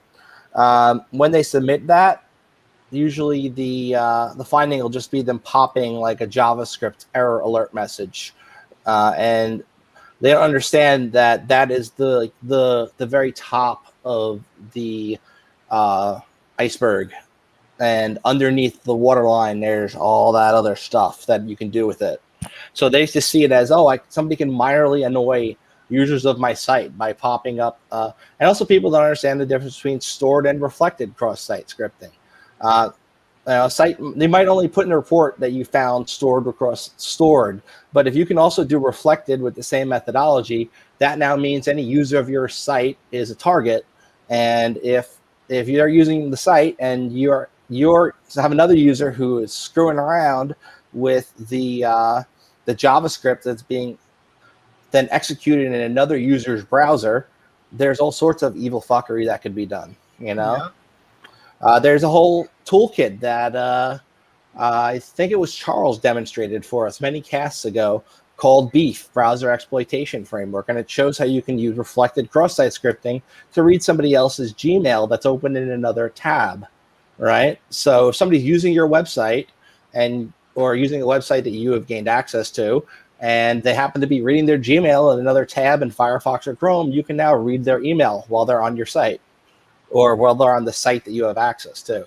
So there's a lot of evil that can be done. It's just people don't take it seriously. They won't pay out for it. So people don't even report on it. So, I mean, but yeah, it's still in the top 10. I think it's number 7 if memory serves. And I actually did a write-up on it for a report not long ago because it was, you find it and then nobody cares. Nobody fixes it either. You report, you put it in the report that, this is a big deal. It's one of your top findings. They'll fix the other things and they leave it. So it's only cross-site scripting. All right. Well, I've actually encountered similar stuff with obfuscated code. Okay, stuff that it shows up in an email. You can't read it because it doesn't reveal itself in HTML. And it's there, and so I mean, luckily it doesn't trigger any Java or anything like that. But you click on anything there, it's going to execute an attack and try to grab your Office 365 credentials or something like that. And so and I looked at the actual information on the raw information, and it's like, dang. These guys, they went. I mean, you can't tell what they're doing. It's really obfuscated, but it somehow or another it executes code that tries to get you to log into your Outlook web access or something like that. So what I normally run into is like they won't set the HTTP only flag, right? This is a recent report I did where they didn't set the flag using the like when you're doing a cookie generator to help mitigate a client-side scripting attack. And so the protected cookie, if you're using it, like it generates the secure flag, that option is then like managed by the app server. And when it sends a new cookie to the user with an HTTP response, it's like a secure connection and only those two see it. Other ways, like you can, if it's not set, it can be intercepted. So if you're able to man in the middle, or even sometimes just somehow get a user to click a link while they're on that site, you can now steal the cookie from them and then log in as them. So, I mean, I see it on a lot of homebrew web apps that people build, is they just won't set the flag. If they just set that flag and it only takes like a minute if you edit the config file on the server, you can fix it so it won't do that, but they don't do it. So, I mean, like CSP, they even have a cheat sheet for it. I'll pull up. And you can go and like it shows you how to defend against cross-site scripting very easily, or restricting remote scripts from being run on your server. A lot of the times people will have like such a poorly configured server where you have an LFI and then you can read files on the local file system that's running the web server just by appending a path after a question mark, like PHP equals 1 question mark, and then anyway, the TLDR of it is you end up with an insecure website that's not only allowing any user with some somewhat more advanced knowledge of how websites work to read files on the local file system. And if you figure out like what OS it is, which is usually fairly trivial, you can usually figure out where things are stored that, and a lot of people won't even configure the web servers themselves to run unlimited user access accounts. They'll run the web server as like root. It's freaking retarded. Then you get in and there's not even any privilege escalation necessary. You pop it and you're good. Because people don't set things up securely in the first place. They just want it to run. And if it's running, it's good, but that's not always the best thing, Anyway, that is the end of our show notes for this week. We also want to talk briefly about Mcafee. He passed away recently. Some people think he was killed. Some people think he killed himself. The official story the media is going with is that he offed himself, but there is, of course, the conspiratorial people. Conspiratorial. There we go. Those people who are like, he didn't kill himself. He was killed just like they killed Epstein. Or, I've heard there's the whole Epstein killed himself thing. Some people have taken it another level, where now the conspiracy is he never died. They just like replaced his body with some homeless person that they got plastic surgery to look like him, and then he got whisked away in the middle of the night to like a black facility where he's being forced to give them intel on rich pedophiles who they then blackmail to do the bidding of the New World Order. And it's like, dude, these are the same people who believe that the moon landing never happened. Well, actually, that may be more likely. They said this is Epstein's ear when he's alive, and this is Epstein's ear when he is dead, and they don't match. And you can. It's hard to fake an ear, and that is pretty eerie, man. I mean, that is more plausible because of what was at stake with Epstein. Okay, and the thing is that they needed him alive to extract the information rather than dead, where something's going to pop up, when John McAfee dies, it says, "Oh, here's the Epstein files," because poop on you. Well, a lot of people.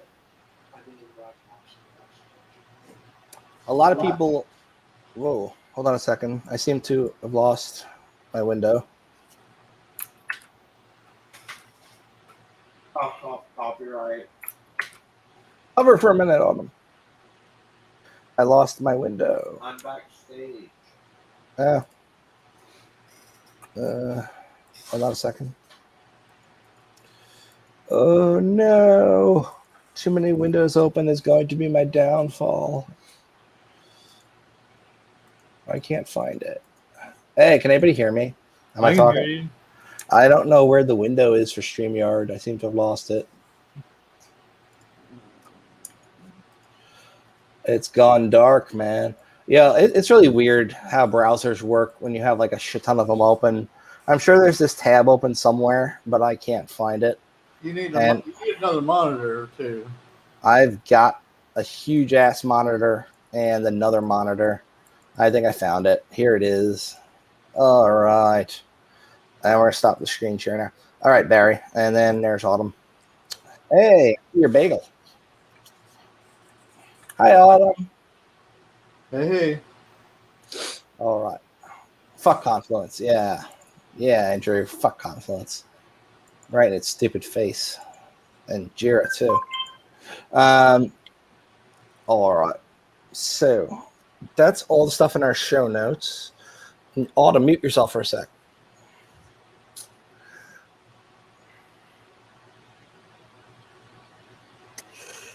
All right.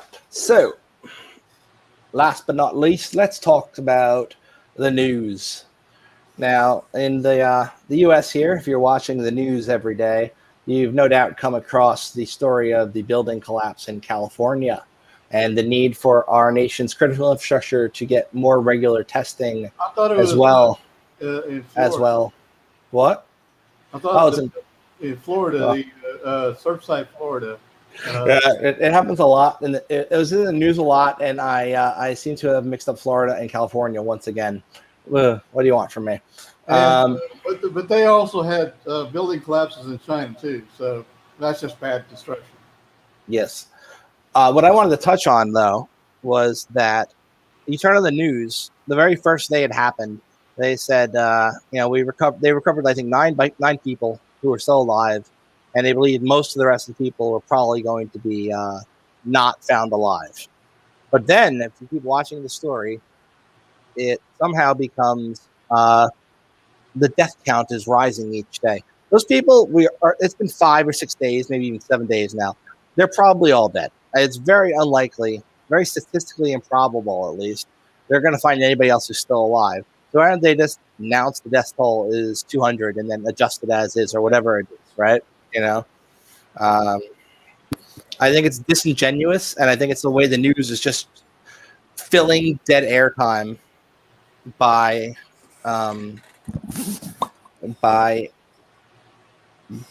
just telling us this story over and over and over again, that it's already happened, and they're just milking it for airtime at this point, rather than genuinely like reporting on all the horrible things that led to this. It's always the same story every day on the news. The death toll is rising in the building collapse, and this many people are dead, and we found this many bodies, and it's the same thing every day for like a week now, for at least 15 minutes in the broadcast. It's like, it happened. You reported on it. Move on. There's lots of other shit to talk about, like how there's a bill right now that is supposed to be about infrastructure, critical infrastructure, and fixing it so that our roads will stop like tumbling. Our roads will stop being destroyed, and our bridges will stop breaking. And it's important to deal with critical infrastructure issues. But one side of the aisle is insisting that instead of it just being an infrastructure bill, it also be a human infrastructure bill, and that they include all these provisions for things like free daycare for every person who has a job who's working during the pandemic. The fuck does that have to do with infrastructure? That's what I'm saying. They're appending, it's pork, and they're putting pork in this bill so that their constituents will be like, see, my representative cares about me and wants me to go back to work, so they're going to get me childcare for my kid while I'm working. And a lot of these people have like jobs that pay $11 an hour, and the minimum they're going to get a babysitter for is going to be $15. And then we end up with this bill where we're now going to all foot the bill for everybody to have their kids taken care of while they go back to work. And I get that we already have school for that. I know school's also to educate, but I mean, let's get real. A lot of parents only care that their kids go to school so they can go to work and not have to watch them all day. Or maybe they want the preschool to be and kindergarten to be covered because they need the kids to be gone so that they can make money, so they can afford things, and they don't have the time to watch the kid. And babysitters are, I don't know, I guess that's an option, but they think this would be more affordable on the lower income families. And I agree, and they should write a bill for that and introduce it and let the Congress vote on it instead of appending it to an already existing infrastructure bill that needs to get passed so that our infrastructure can be fixed up. It has nothing to do with it. It's like, why are they introducing this element to the bill that has nothing to do? It's like when we have a bill about water rights in Indiana or something, and the next thing you know, they've got a provision to ban transgender athletes in schools attached to a water bill. Why is that in the water bill? Make a bill about it. And then they do, and then that bill gets shot down too. But that's another thing. And in the news, we have transgender issues in the news where states are banning people who were born as male from competing in sports that are done by females, and that's causing a big stir. It's like, They're stupid laws to begin with. They're poorly created. well, as a trans person, wouldn't you want to be able to compete in sports? Yeah, but well, no, not really. But the problem with that is they only go after trans women, males to females. They don't go after female to male. Well, I would argue that female to males don't have any competitive advantage, so why should they? You just watched a Tim cast on that today. You already know my answer on it. I'm trying to get you to talk about it, but thanks for fucking blowing my cover, schmucko. Yeah, if you're gonna make a bill, it needs to be very well thought out. Don't just rush a bill. Just actually think of something that would work and be beneficial, like a category for trans people or something. It's not gonna be solved instantly. That's good. I'm going to start my own Olympics.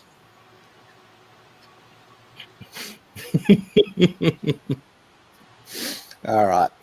What else do we have to talk about in the regular news? McAfee didn't kill himself. What? McAfee didn't kill himself. Are you kidding? Of course he did. Prove it. Um, You trust the media on this, but you don't trust the media on other things. I don't trust the media, period. Well, you sure seem to be flying the narrative that he killed himself. I don't believe that he actually killed himself or that he didn't kill himself. I believe he's still alive in the CIA black facility. They're beat. It's like the XKCD comic where somebody's like, they'll never get my password. It's too strong. And then they just show somebody in the CIA beating the guy until he gives them the password. And it's like, that's probably what would really happen. And Well, you can think of it this way: they're not. If they need you alive, they're not going to kill you. All you have to do is just not speak during torture, or give them a lie. you just put them in solitary until they break, and then they'll give you anything they want to get out. Maybe they might like that. Well, not everybody's a weirdo like you who likes that. Wow. Like, go to your room. You've been bad. Anyways,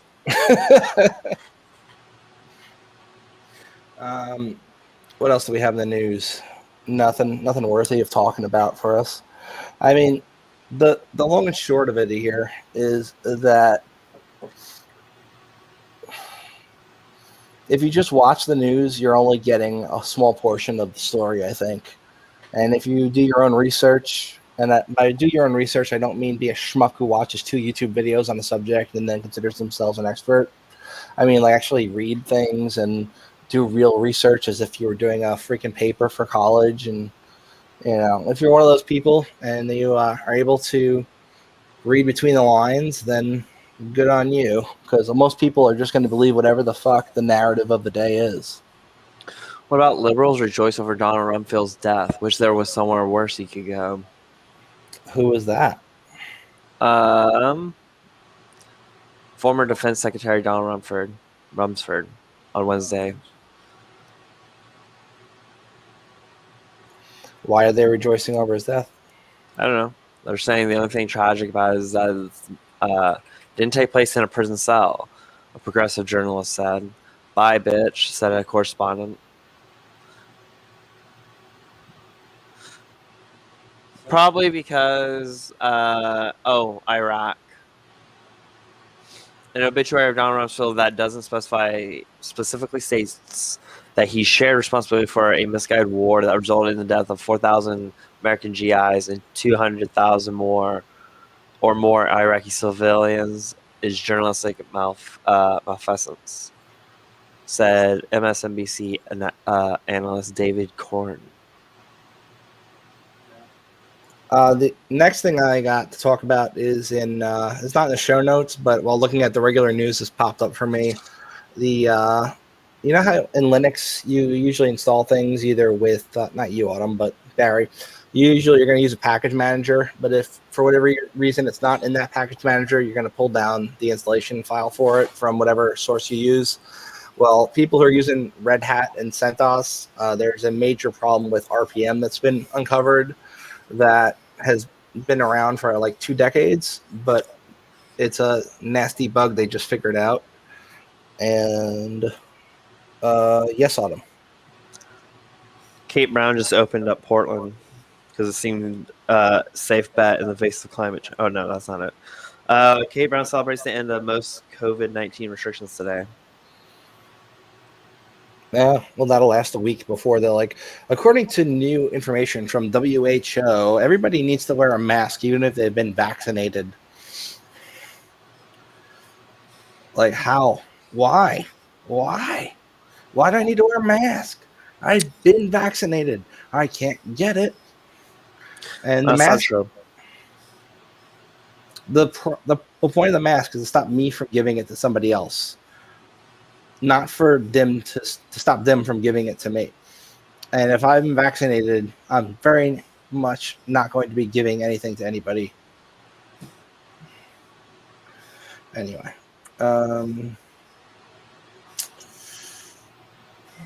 So the RPM issue here is this. It's that if you it's a matter of unauthorized packages that are being included as needed requirements to install other packages. So you go install something, and then it will pull down a bunch of other related packages so that the installer will work. But what's happening is people misspell a package name, and then somebody registers that other package name with some malware, and then let's say you go to install ABC website builder 123. And it pulls down some RPM packages that you don't know about, and then before you know it, you got a backdoor on your server. It's the same shit's happening before with other. Anyway, yeah, it was in the news. We've got critical race theory. If I start talking about critical race theory on this podcast, I'm going to lose about 92% of my audience.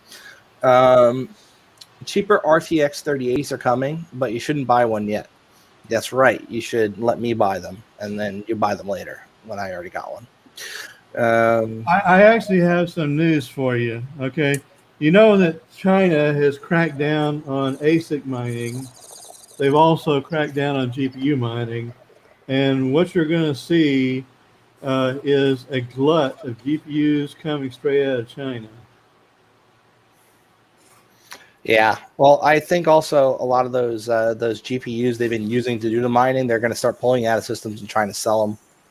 You know, since it's no longer profitable now. There is a demand for home GPU mining clandestinely in China because they don't. The regular folks have been taught that capitalism is always corrupt, and so they want to get in on the bucks.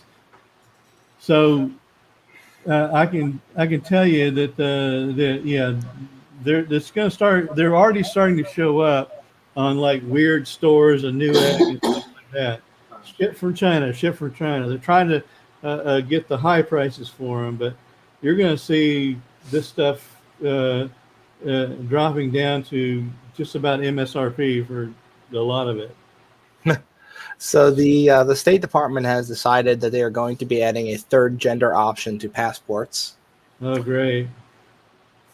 Yeah. So this option essentially states that starting immediately, an applicant for a U.S. passport no longer needs to put M or F as their gender, And they also, if they are putting MRF, and they no longer need to provide any medical certification whatsoever that their gender doesn't match any other documents they have. And they have the option to select a gender option that isn't male or female. The further steps towards ensuring the fair treatment of LGBTQIA+. Oh, they took the A out. Dude, they took the A out. It's just always changing. They have different variations of it. Regardless of their gender or sex, will fulfill a Biden campaign promise. It will take some time, of course, to create a third gender option on passports, and obviously, I would think that Saudi Arabia is not going to accept any passport that has any one of these. That's wrong. That's wrong. Is it? Yes, the process of adding a gender marker for non-binary, intersex, and non-conforming people to these documents is technologically complex. Do what Oregon does. Put a fucking X there. M for male, F for female, and X for non-binary. That works. So boom, done. One letter. Yeah, that works. Because just say individual. And there's the I. So ZZYYM is intersex and non-binary, and the application for a U.S. passport requires the applicant will either select male or female, while some people who are intersex identify as male or female, and ZZYYM does not. ZM? That sounds like a comic book villain. My name is Zim. Yeah. Has a driver's license in Colorado where they live, with X listed as their gender. But getting a passport with their gender is neither male or female has been impossible. The lawsuit, Lambda Legal, argues the State Department is violating ZZYYM's constitutional rights by denying them a passport that accurately reflects their gender. Bullshit. There's no constitutional right on gender markers and sex markers. Plus, it says M and F for male and female, which means it's denoting sex. If you're confused on what you should do, just think really hard back to what the doctor probably said when they pulled you out of your mother's womb. Well, I mean, doesn't your identification list you as a female, Autumn? Yeah, that's just because the option's there already. This is before the option's available. I'm fine putting an M. I have an M on medical records. I know. So, but my question here is with Zim, or however we're going to say this, is this particular person says they are intersex. So if they are intersex, does that mean that on medical documentation it should state their birth genitalia, or does that not? I mean, if say they have testicular cancer, I can understand an I guess, for intersex. So maybe 4 options, or just make the third option an I for intersex. But this person seems like they're non-binary too, which is not the same thing as intersex. Actually, in the article it says they say that they are intersex or non-binary. So I think they particularly and non-binary. I think. Oh, how can you be both? I thought they're two slightly different things. You can be both, and you can be one, or you can not be the other one, or you can be vice versa. I'm going to piss you off right now. I identify as an attack helicopter. Okay. What are your pronouns? Attack and helicopter. Okay, attack. So intersex is having basically an abnormality where you basically have both genitals. Non-binary is like I don't identify as a man or a woman. It's usually something that's not binary to the existing concept, which is either being a man or a woman. What if you identify as a salami sandwich? It actually makes sense why an intersex actually would be non-binary. I identify as zero cool. Okay. From That's now cool, man. Look at me as zero cool. That's just like your opinion, bro. All right, dude. You will refer to me as zero cool, and I'm going to call you Acid Burn from now on. That's your new name. Whoa! Why should I respect your pronouns and your new name, but you won't respect mine? And what's your new name? I don't have a new name. Yes, you do. It's Acid Burn. No. Okay, Acid. All right. So you're a human fudge sickle. Okay, so what? Yep, pretty much. Well, she's got the fan, and I'm over here without the fan. She's nice and cold, and I'm here in the sweltering heat with the sun in my hand. So you need to go to Home Depot and get a nice and commercial electric industrial fan with about 900 CFM, and you'll be cool. That fan over there in the corner is pretty badass. Well, that air conditioner rather. All right. Kim Jong-un berates North Korea's top official over great crisis in COVID response. Experts question North Korea's claims to not have reported any COVID-19 cases. Ooh, what's going on with you? Give us a copyright strike, why don't you? Why is that? I don't see any copyrightable material in there. I was trying to play it, but for some reason it did not play. I was trying to share my screen, and there we go. All right, that's better. This was auto playing. You can't probably hear it though. The TLDR here. Take me off focus. Or just there you go. Now it's share screen. My people like looking at your pretty face. So Kim is said to have replaced several Politburo members of the and state officials at the meeting, and has not officially recorded any COVID-19 cases, although it claims to be virus-free.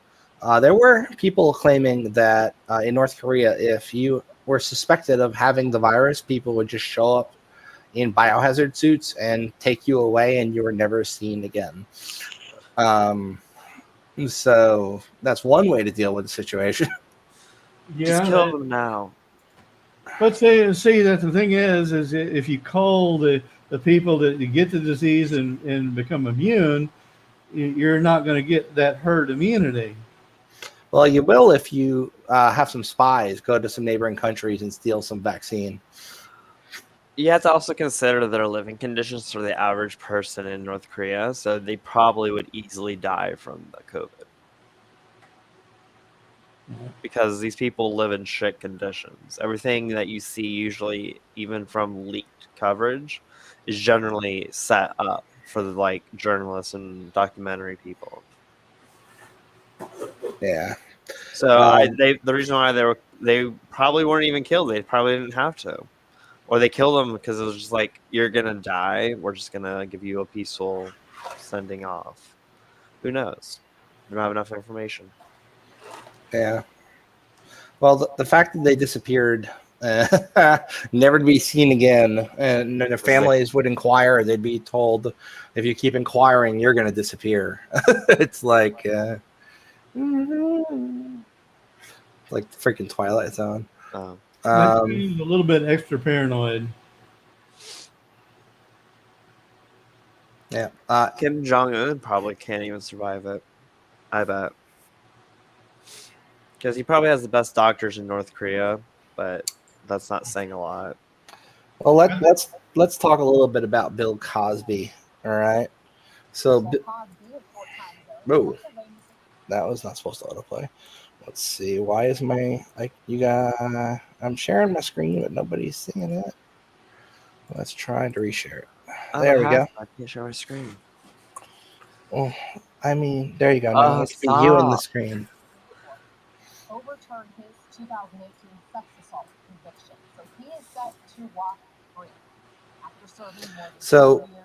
I know you guys can't hear this, but the thing is, Bill Cosby has served about 2 years on his sentence, and now he's being set free. Now, there's at least 3 accusers who are absolutely disgusted and shocked by this news. You may be disgusted and shocked, but you're probably not very surprised. If you're rich and powerful and you get caught doing horrible, horrible things, you're likely not going to spend very long in jail. Where is Adrian? Adrian is taking a nap. Adrian is old. and he needs sleepies. So Cosby was released after Pennsylvania's highest court overturned his sexual assault conviction, saying his due process was violated in the first case because it took place in the Me Too era. A reaction from accusers and their attorneys to the announcement is a stark contrast to the elation of the many felt in 2018 when he was found guilty on 3 counts of aggravated indecent assault for drugging and sexually assaulting Andrea Constand in his home in Philadelphia in 2004. Here's what the women had to say. Cosby drugged and assaulted her in her home in 2004. His conviction is disappearing, and it's discouraging other survivors of sexual assault of coming forward. Today's major decision regarding Bill Cosby is not only disappointing, but a concern that it may discourage those who would otherwise seek justice for sexual assault cases from doing so. Victoria Valentio was said he raped her in the 60s, and she's outraged. Her stomach's in knots, and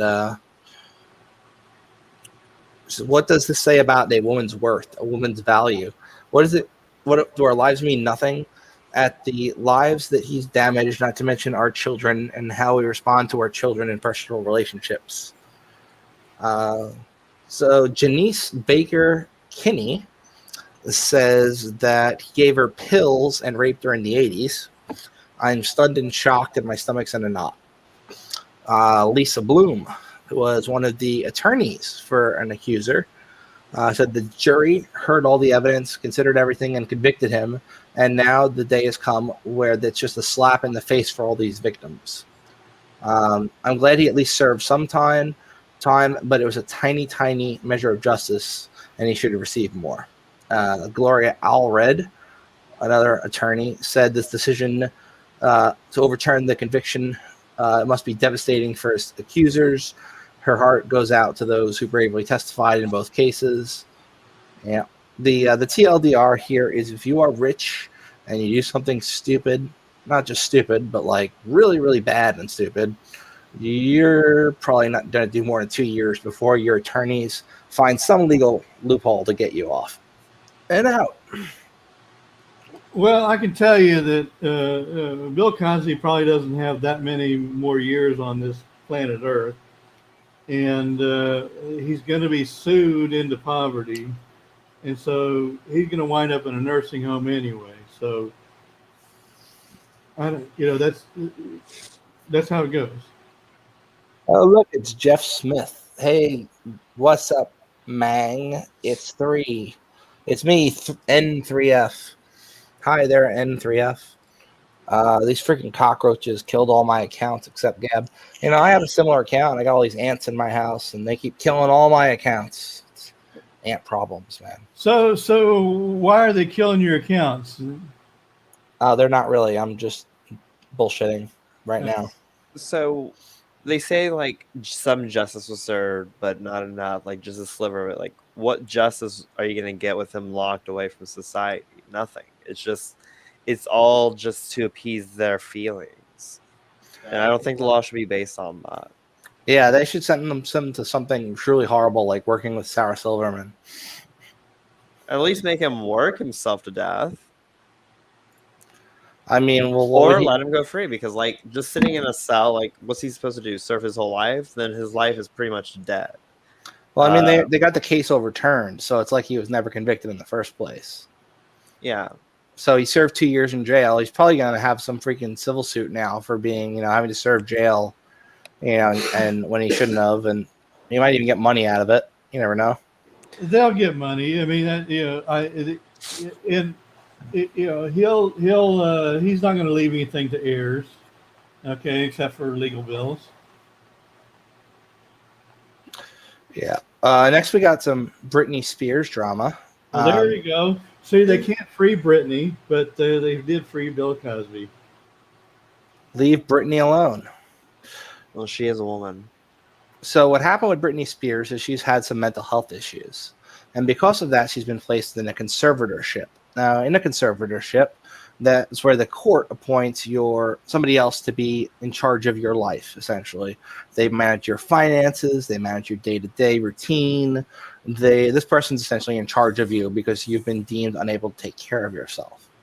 It's usually done with people with severe persistent mental illness who have very loving and caring family willing to take the time and do this for somebody, because it's no joking matter. It's like it's a big deal. So when her father became her conservator and was taking care of her, it was mandated that she had to go to therapy, I think once a week at a specific place.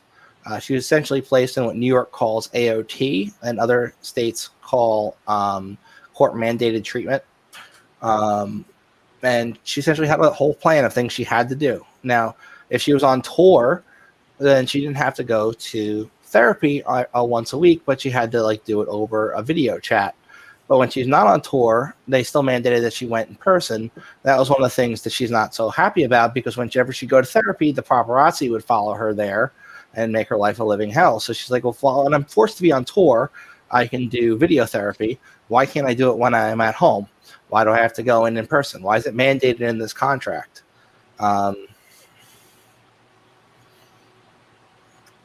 Jeff Smith would like it to be known that not N3F, it's as in nefarious. That's great, Jeff. Hi, nefarious. So the Jamie Smith thing, her sister was essentially taking over the conservatorship after the father, and she just was not doing a very good job. I mean, if you were put in charge of somebody without really wanting to be put in charge of them, would you put a lot of effort into it? Yes, depending on the situation. So how old is she? Like 38 now or something like that? Probably somewhere around there. Okay, so she was immature, okay, and she had issues in her 20s, okay, and she got a little crazy and showed her, vajayjay in public and did all sorts of crazy stuff and did drugs and shaved her head and said, devil, and all this crazy stuff, okay? But don't you think she's actually grown up a little bit and gotten over it? Well, the thing is, she gave birth to a child, right? Right. She doesn't have a significant other, and she didn't know who the father was. So, in terms of the conservatorship, one of the things they did was they told her she has to have an IUD in at all times. She doesn't want an IUD, and she wants to go get pregnant again, which is her prerogative as a woman, So they're telling her she can't, and she's been making a big deal about this in the media, and I don't blame her. I mean, I wouldn't want to be told I can't do something because of conditions of my mental illness, because as somebody who has dealt with mental illness, I can tell you do sometimes get better. Not everybody, but a lot of people do. And when you're better, you can do everything somebody else can do. So there's no reason. But you can also appear and speak maturely or intelligently in certain situations, but that doesn't mean you're generally able to cope with daily living. I think she's kind of grown out of her craziness. Yeah. Or she's just well medicated. Yeah.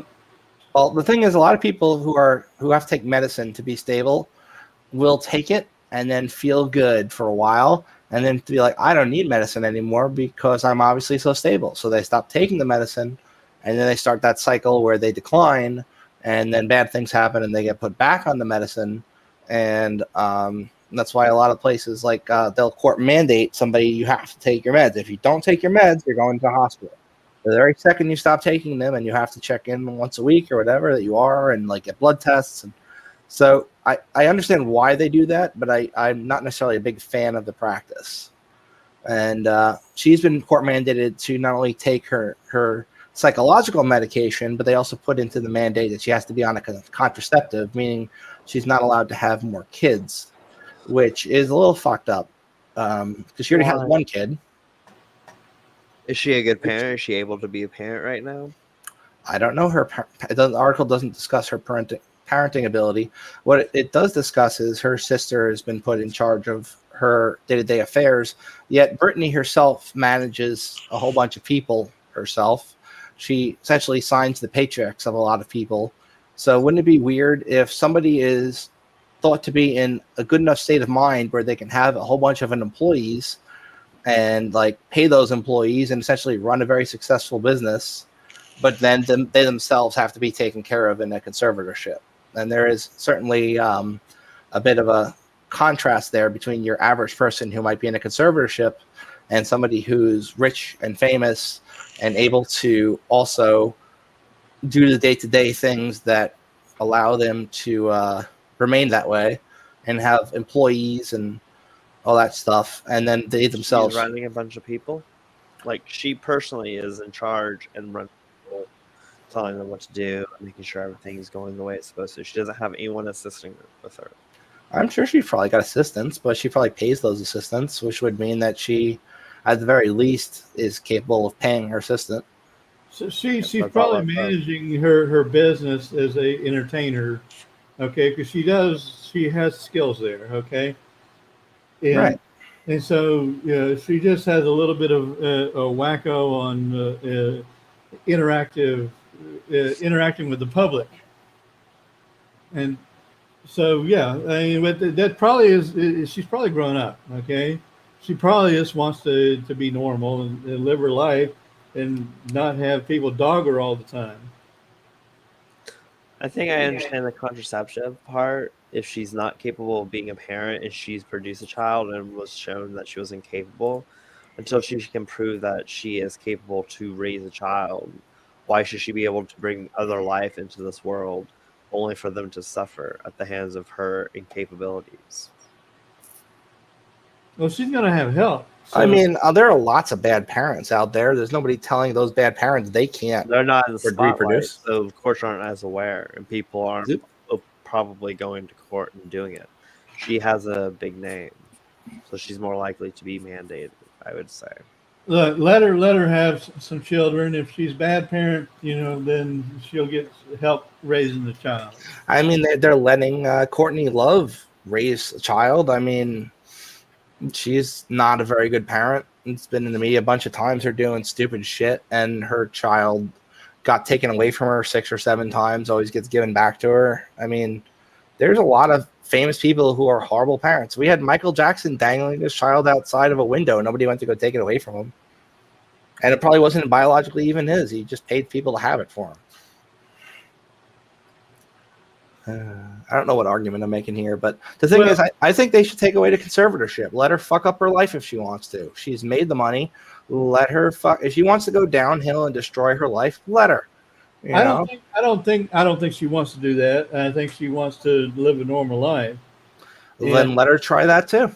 Why not? And if if people actually do give a crap about her, say, hey, don't fuck this up. To be rude, sorry about the foul language, but hey, do what's right. Okay, you're growing up. It's time to grow up. Do it right. Yeah. I think she can do it.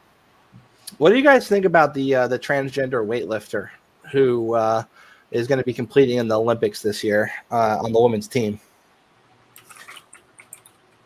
Well, I think it's grossly unfair. There was a woman weightlifter who was disqualified because she had too much testosterone in her system for some kind of medical treatment or something.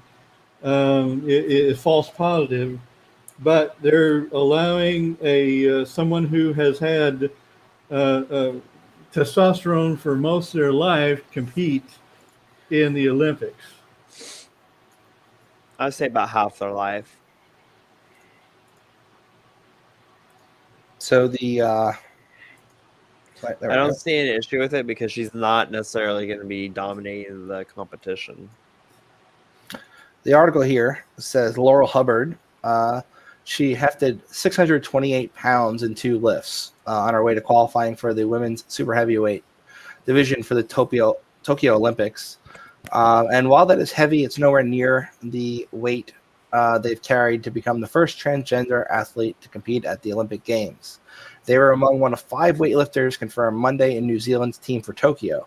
At 43, she's also going to be the oldest weightlifter at the Games, and is going to be ranked 4th in the competition on August 2nd for women 87 kilograms or 192 pounds and over.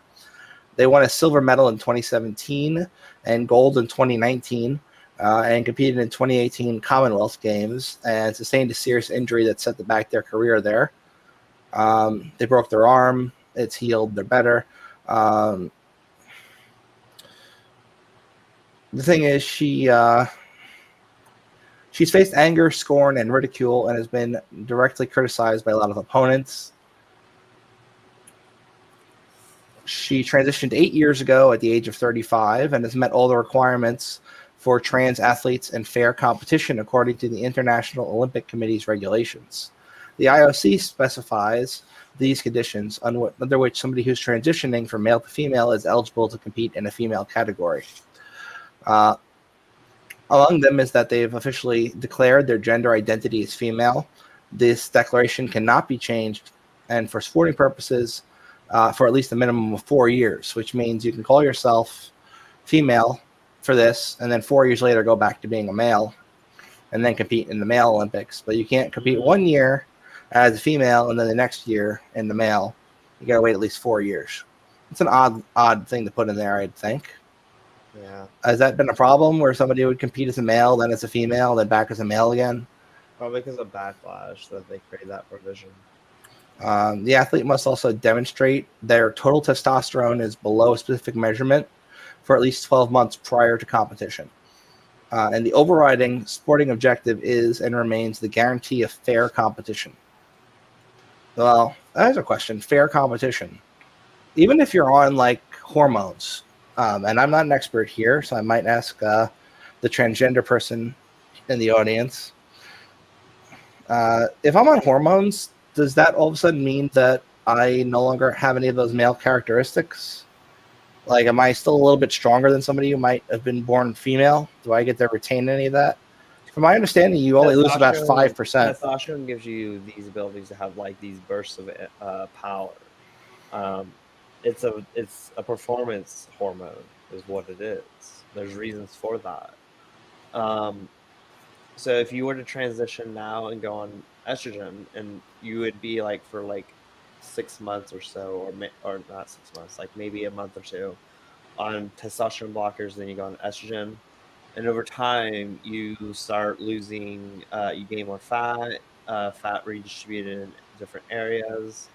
You do lose muscle mass. It's just a slow progression. How much muscle mass do you lose? Is it about 5%? It just depends. So if a male is by default a little bit stronger than your average female, wouldn't they, even if they lost maybe 5% of their total? This person transitioned and stopped weightlifting after their competition when they were 20, which then they transitioned, and they hadn't been weightlifting then, so they recently started weightlifting. I would say just going through puberty as a male gives you a certain advantage, even if you were to later transition to a female. And maybe if you never went through puberty, you might be on equal footing. How so? Let's say you and I, like, it just kind of depends. Do they, like, when do they work out? That's usually when you optimize the use of testosterone is by working your body out and your muscle, because they grow faster. You can have bigger bone density or thicker bone density, a different maybe shaped skull, and you might be taller, but that doesn't necessarily mean you're going to be lifting heavier than the person next to you. Oh, interesting. Well, I think maybe they should have their own space where they can compete. Well, I do. I think that there are women who do produce more testosterone than normal. Okay, that's the truth, because I've actually seen women weightlifters that were just beefy. Okay, and they were definitely female. No doubt about it. Okay? Or they're taking testosterone. A lot of them do that too. Well, I didn't think that, but you know, there's like, it'd be hard to be like a female bodybuilder for example, and not be taking testosterone. I mean, if you're a female bodybuilder and you're not on testosterone, obviously you probably wouldn't be, right? Does that still put you on like equal footing with somebody who has testosterone naturally but is now suppressing it with blockers? Yes, because the reason why they have these limitations, like in order to join, you have to have testosterone at this level, and you must be on hormones for this long. You must have estrogen at this level, is because of how testosterone affects those bursts of power when you, like, if you're sprinting, if you're lifting weights. Like, if you were to take Lauren Hubbard, is that her name? Yep. Laurel Hubbard. If you were to take her and made like an exact atom by atom or atom for atom copy of her, but one that had just started reproducing natural testosterone in the body, the one that's producing testosterone is going to outperform the one that's on testosterone blockers. Right. So in that case, wouldn't you But they're consider it missing an other unfair positions. advantage that they've got more testosterone than the rest of the people competing? She doesn't, though. Yes, she does. The articles, No, she meets the qualifications of having her estrogen at a certain level. the qualifications are different for transgender people than they are for females. I know. Go back to the article. I'll show you. Okay.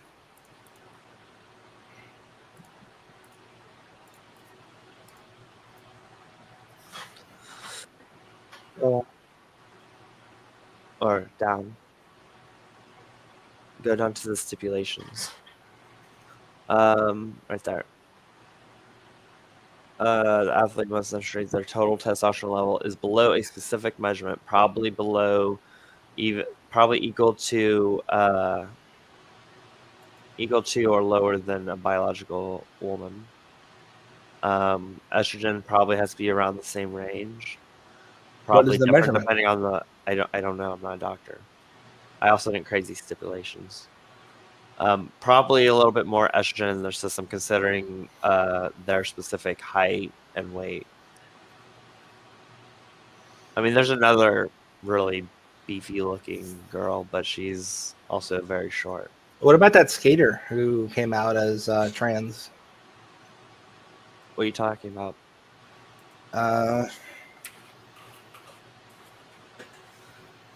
Tim Pool, non-binary.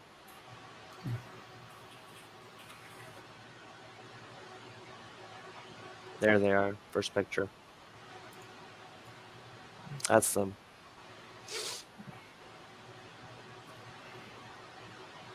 Leah Baker. They are a 28-year-old skateboarder, and they're going to be the first non-binary skater in the new Tony Hawk video game. The third LGBTQ skater. They keep changing this. Like, well, how many things are going to be in this? It's LGBTQIA plus NN 472 1981. Different styles, so different writing styles. The remastered game is going to be yada yada yada. We're proud to remaster it. They created the New York City Skate Project to create safe spaces for LGBT. They remove the Q and the IA there. Communities to skate together, and the host, yada yada yada. They're pushing for inclusion. That's all good for them. I thought there was some controversy with them, but I guess that was just Tim Pool using them as an example. That's Tim Pool. He's a fucking attention whore.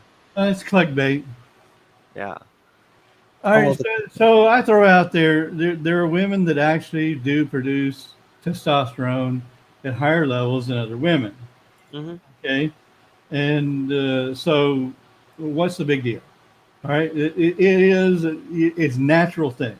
Okay, so you can't have one factor. I mean, when you're talking about artificial stuff versus somebody naturally producing testosterone. I mean, is that right? I don't know. Autumn, is that right? Yeah, I don't see a difference between them really that much. That warrants like how it's going to perform, make them perform in the Olympics or skateboarding. I guess I don't know for skateboarding being non-binary, female to non-binary versus females even get them. I just gotta say, naming a tropical storm Elsa is probably gonna be a bad idea. Let it snow. So we got a hurricane coming in. Dang. If only it was coming like from an abnormal hurricane coming from like Canada or like Russia. Russia. Yeah, because then it would be a hurricane with ice and snow. I know, but I mean, naming a hurricane Elsa. Then you can call it Elsa because then it'll be. Then it's going to be snowy. Yeah, that'd be a good. You imagine Elsa all of a sudden the weather just drops like 20 degrees everywhere because of this somehow. I don't understand weather at all, but like, yeah. So I got to worry about stupid storms coming in. I'm on the coast, you know that, okay? Mm-hmm. So the NSA is denying claims that Tucker Carlson is saying they're out to get him. Yeah, apparently he's very paranoid. He's still claiming the NSA spied on him in his email and text communications. If the NSA is spying on you, trust me, you don't know the NSA is spying on you. They don't leave tracks. You just don't know it happened, you know? it's kind of like the Russians, you know. The Russians get into our systems and you never know they're there, and then they get bribed by the Chinese, and after they get all the information they want, they sell it to the Chinese, and the Chinese come in and kick over trash cans and make themselves known, and then of course the Russians get blamed. Yeah.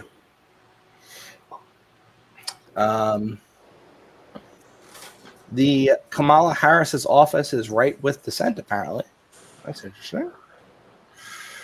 There is dysfunction inside the vice president's office, aides and administrators say, and it's emanating from the top. When Vice President Kamala Harris finally made the decision to visit the Mexico border last week, which ironically she made like a day after Trump said he was doing the same thing, people inside her office were blindsided by the news. For days, aides and outside allies had been calling and texting each other about political fallout of the potential trip.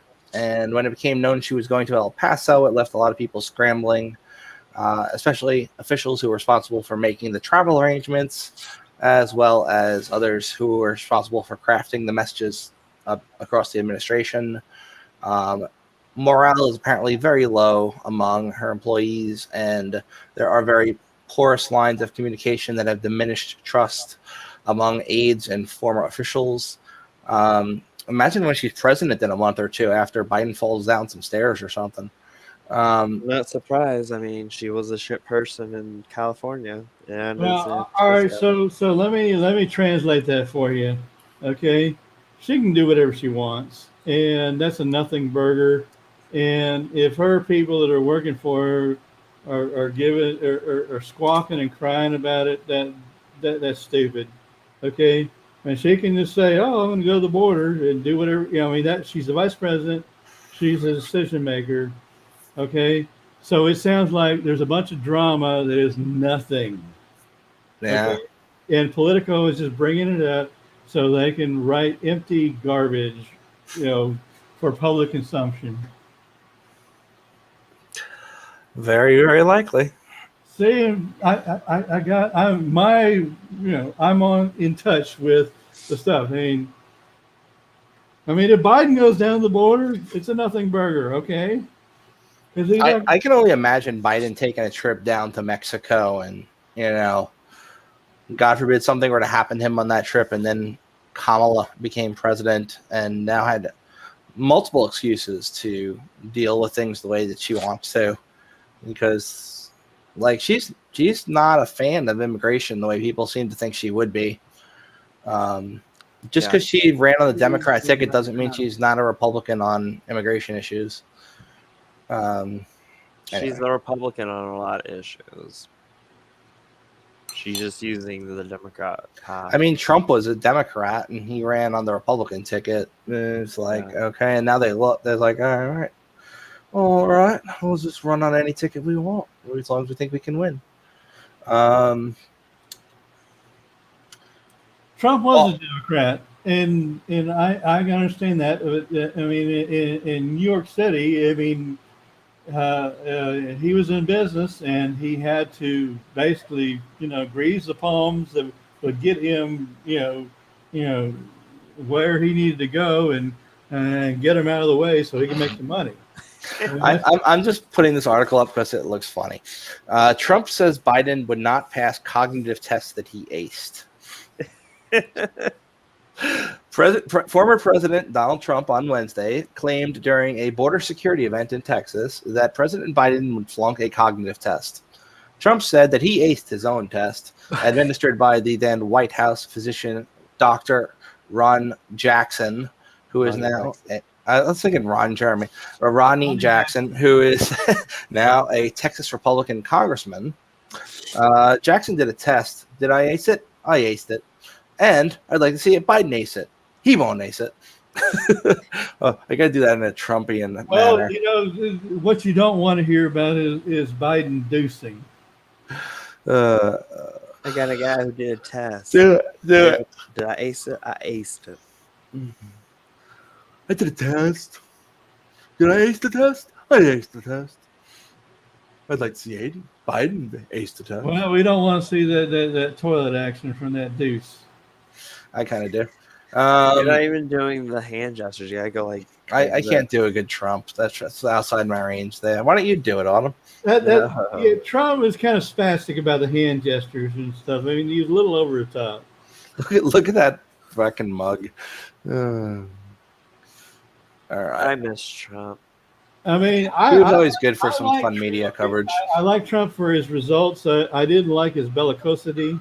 I mean, I thought he was a little bit over the top, but that was, from what I read from people who were close to him for years and years before he ever decided to run president, because that's how he is, and he likes to. Come on, man. He was a big, he was somebody who would just, persuade you to make the deal. Okay, I mean, he was a force, and just he would reset your brain. Gonna make him a deal he can't refuse. Yeah, well, he would just be over the top, and that would just reset people's thinking. He also yells too. Yeah, I know wonderful things. If you didn't make a deal with Trump that he wanted you to make, the next day you'd wake up and there'd be a bloody horse head in your bed. Now I've taken a test. No, I haven't taken a test. Why the hell would I take a test? Come on, man. That's like saying, before you go on this program, did you take the test you're taking? Okay. Are you a junkie? What? If he can't figure out the difference between an elephant and a lion, I don't know what the hell he's talking about. Did you watch that? I mean, come on. I know you're trying to goad me, but I mean, I'm so forward-looking. Apparently not. You're replying about the stupid test. You could have just ignored it. Yeah. You're a lying dog face. Biden said. You're a lying dog face. Also, Biden probably doesn't even know what the conversation's about at this point. Well, that's man. That's just the talking points right there. Lying dog face is always the talking points. I think it's being puppeted remotely with some freaking. He's got the first prototype Neuralink, and he's just being puppeted by Elon Musk. I know that's bullshit. I'm just fucking around. So, can you imagine if the people who get the first Neuralink just become like puppets for Elon Musk? That'd be creepy. That'd be a good dark Mirror episode. I don't equate Elon Musk with Neuralinks because Elon Musk was paranoid about him. Elon Musk is the driving force behind the technology. Let me guess. Abraham Lincoln was the last president because he was like a professional wrestler and a president. Oh, we want to look at the president's link. So Did you know that? historians He used to talk some major shit in the ring too. Historians just ranked the presidents, and Trump wasn't last. Well, what do you know? I would like to read this article, but for some reason, the Washington Post is not letting me because you click the link and then you go to scroll down and nothing happens.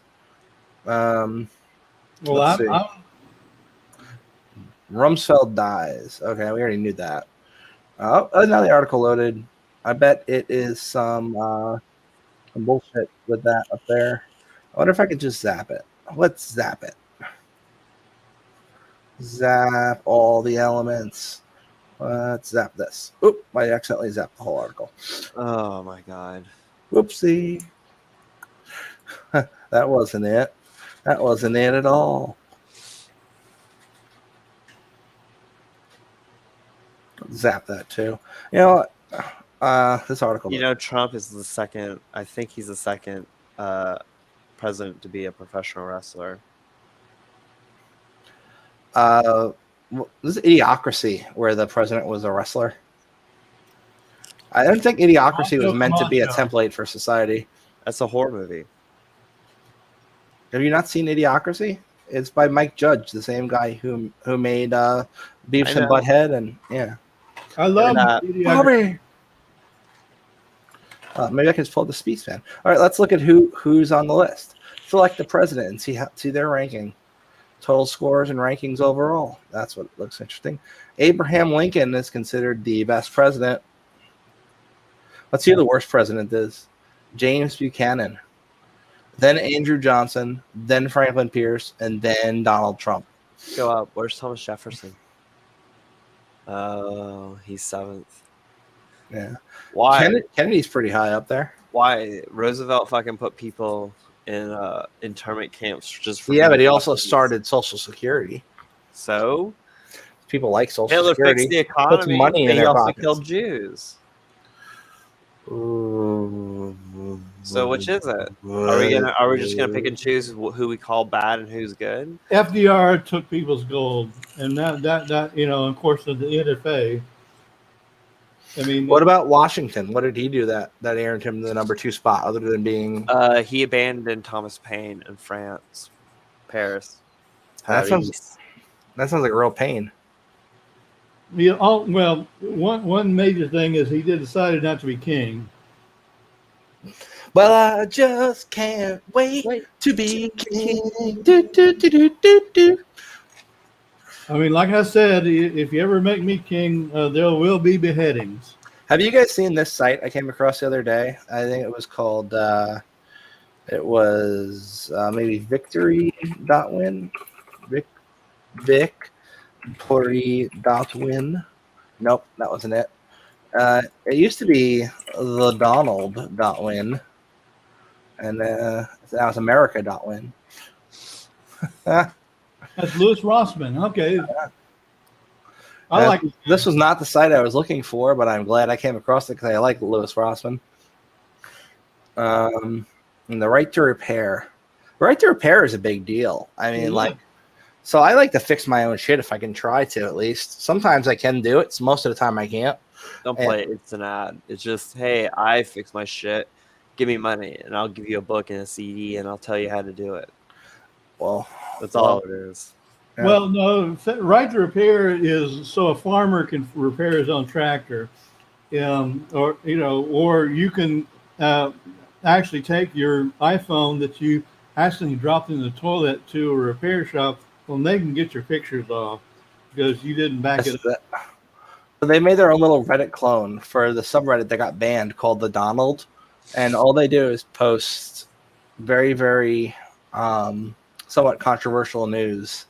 Most of it definitely can't be backed. The stuff that can be backed tends to be a little odd. Let's find a good example.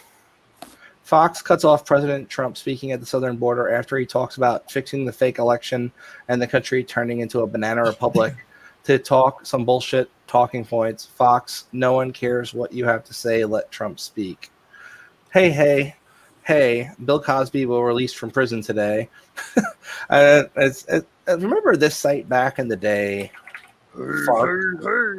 Remember Drew Curtis's Fark? Used to be where we'd go before. Yeah, they take funny actual like news headlines, and then they take news headlines and make them funny. Essentially, DC fire seeks smoking hot arsonist.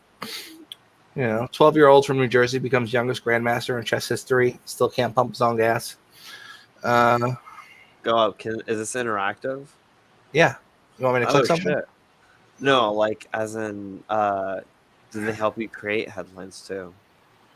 No, you gotta make your own headline and then it gets voted on. It's like Reddit, but way before I Reddit. could have used that in the newsroom. Yeah, they take the stuff in the news and they make funny headlines that they're not Mine that. are death serious. They're like man dies, family cries, or something. Like not news. Workers quit because pay is too low. News. Firefighters quit because pay is too low. The FARC headline would be firefighters quit because they can make more at Amazon packing packed boxes. You know, it's a decent site. I used to go on this all the time when I was much younger.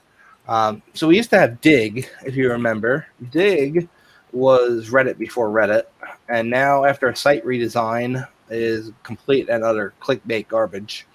It used to be a good site, though. It used to be very much in the same format as like Reddit. Now it's just another BuzzFeed clone. So, well, you can always go to Babylon Bee and get fake. Oh yeah. Yeah. Well, Babylon Bee is kind of like the Onion. The Onion tends to be a bit more left-leaning, and the Babylon Bee more right-leaning. But there's still fake news. They're intentional fake news, where like they'll take a story and write a satire thing about it. It's all satire. Yeah. The thing is, it's become so messed up with news nowadays, where you can share something from the Babylon Bee to Facebook, and then Facebook will take it down and say that it's misleading. It's like it's supposed to be. It's satire news. Of course, it's going to fucking not be the real news.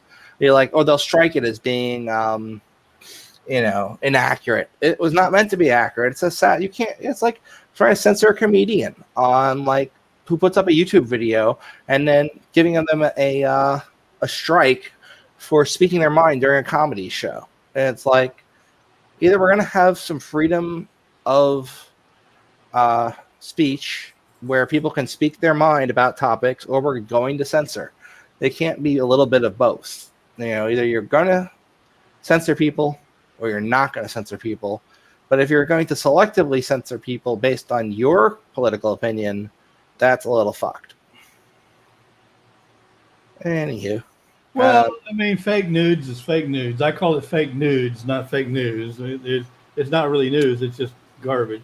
Speaking of fake nudes, remember back in the day we had alt.binaries, .pictures, .erotica, .celebrities.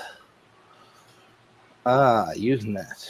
Oh, Usenet is still around. Okay, yeah. It seems to still be around. People still use it. I remember having a program called Picture Sucker, and you would run that thing on, and of course this is dial-up, and it would just suck all the pictures out of the alt binaries or alt nudes. Whatever. Yeah, what a lot of people who run Plex servers do is they'll run Couch Potato and configure it to different news groups, and then it'll pull down all of their TV shows as they're released from news groups directly, and then like reassemble it all, and then pop in the right folder and add the metadata, and then it's just added to the Plex server. Oh, okay. Yeah, that's cool. Well, Autumn's saying phone to me. ET phone home. ET. Oh, Autumn's gone. Where'd Autumn go? She's not on the live. She dropped. Oh, hold on. It's almost 3 hours now. Yeah, let's get going. Guys, it has been a pleasure. I love you all. Thank you so much for tuning in to our little cast. Hopefully Adrian will be with us next week. We all love and miss him very much and wish people would stop fucking with him online and upsetting him. Because he's a really good dude and he doesn't deserve this bullshit. And honestly, all those of you who are out there and decide you'd like to shit on Adrian and all of his accomplishments and all of his contributions to the community just because he might not be as politically correct as you would like, you guys can just all go fuck yourselves. Thanks for that, Autumn. Now everybody can see the cast. Fucking Zoom meeting for AFL in our cast. Well, you just tell him to piss off. Adrian, he puts himself out there and he does the work, okay? And that's the thing. He fucking does the work. It's like he's put in the groundwork. He started the idea of, hey, let's record these cons so that this knowledge doesn't get lost forever in the void. And all these people on Twitter do is bitch about him and how they don't like him and how they think he's a misogynist and they think he's a this and he's a that. The thing is, Adrian's a product of his environment, and he acts the way he acts because he's just being himself. He's not trying to put on false airs to make you like him.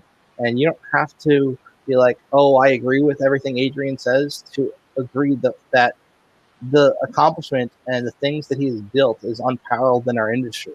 It's never like he built the infrastructure that is now used to record multiple conferences. He put it in place where it's an expectation that a conference will record what's going on. And I think a lot of the conferences that managed to go digital wouldn't have even had the inclination to do so without the groundwork that was laid out by Adrian and his idea of recording conferences in the first place. So a lot of knowledge would have been lost without Adrian. And you don't have to like him, his politics, or anything about him to understand that he's probably contributed a lot more to InfoSec than you ever will. And you don't have to like it either. A lot of people, their accomplishment He's is harmless, okay? He doesn't really, there's nothing that he says online or anything else that should really bother anybody, okay? agreed.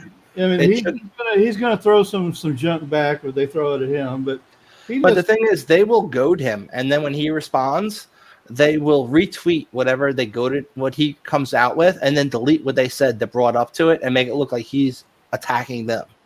Yeah, it's like Adrian attacked me, or they'll edit things. That's garbage. I mean, just let leave the man alone. Go about your stupid business. If you don't like it, and just let him do his thing so he can. I mean, he's a good man and he does his job. And that's agreed. Yeah. I mean, what they're doing is they are under the false assumption that he's getting paid to do this work, which he's not, or that he's making some great amount of ad revenue when most of his videos have been demonetized forever, right? They're under the assumption he's getting paid to go to conferences and record things when he's not. He does it as a labor of love. And he also pays for the equipment to do it. And he lugs that shit there. And then he takes his own time and edits the videos when they're not perfect and fixes AV sync issues and all sorts of shit. And he takes the time to upload them and make them available to us. And the thing is, they just don't care. They don't care about what you've done. They care about how they can tear you down. They don't want to build something. They want to destroy something. Anyway, I digress. Stop fucking with Adrian. Leave Adrian alone. Leave him alone. All right. Anyway, I love you, Barry. I'll talk to you later. Take care.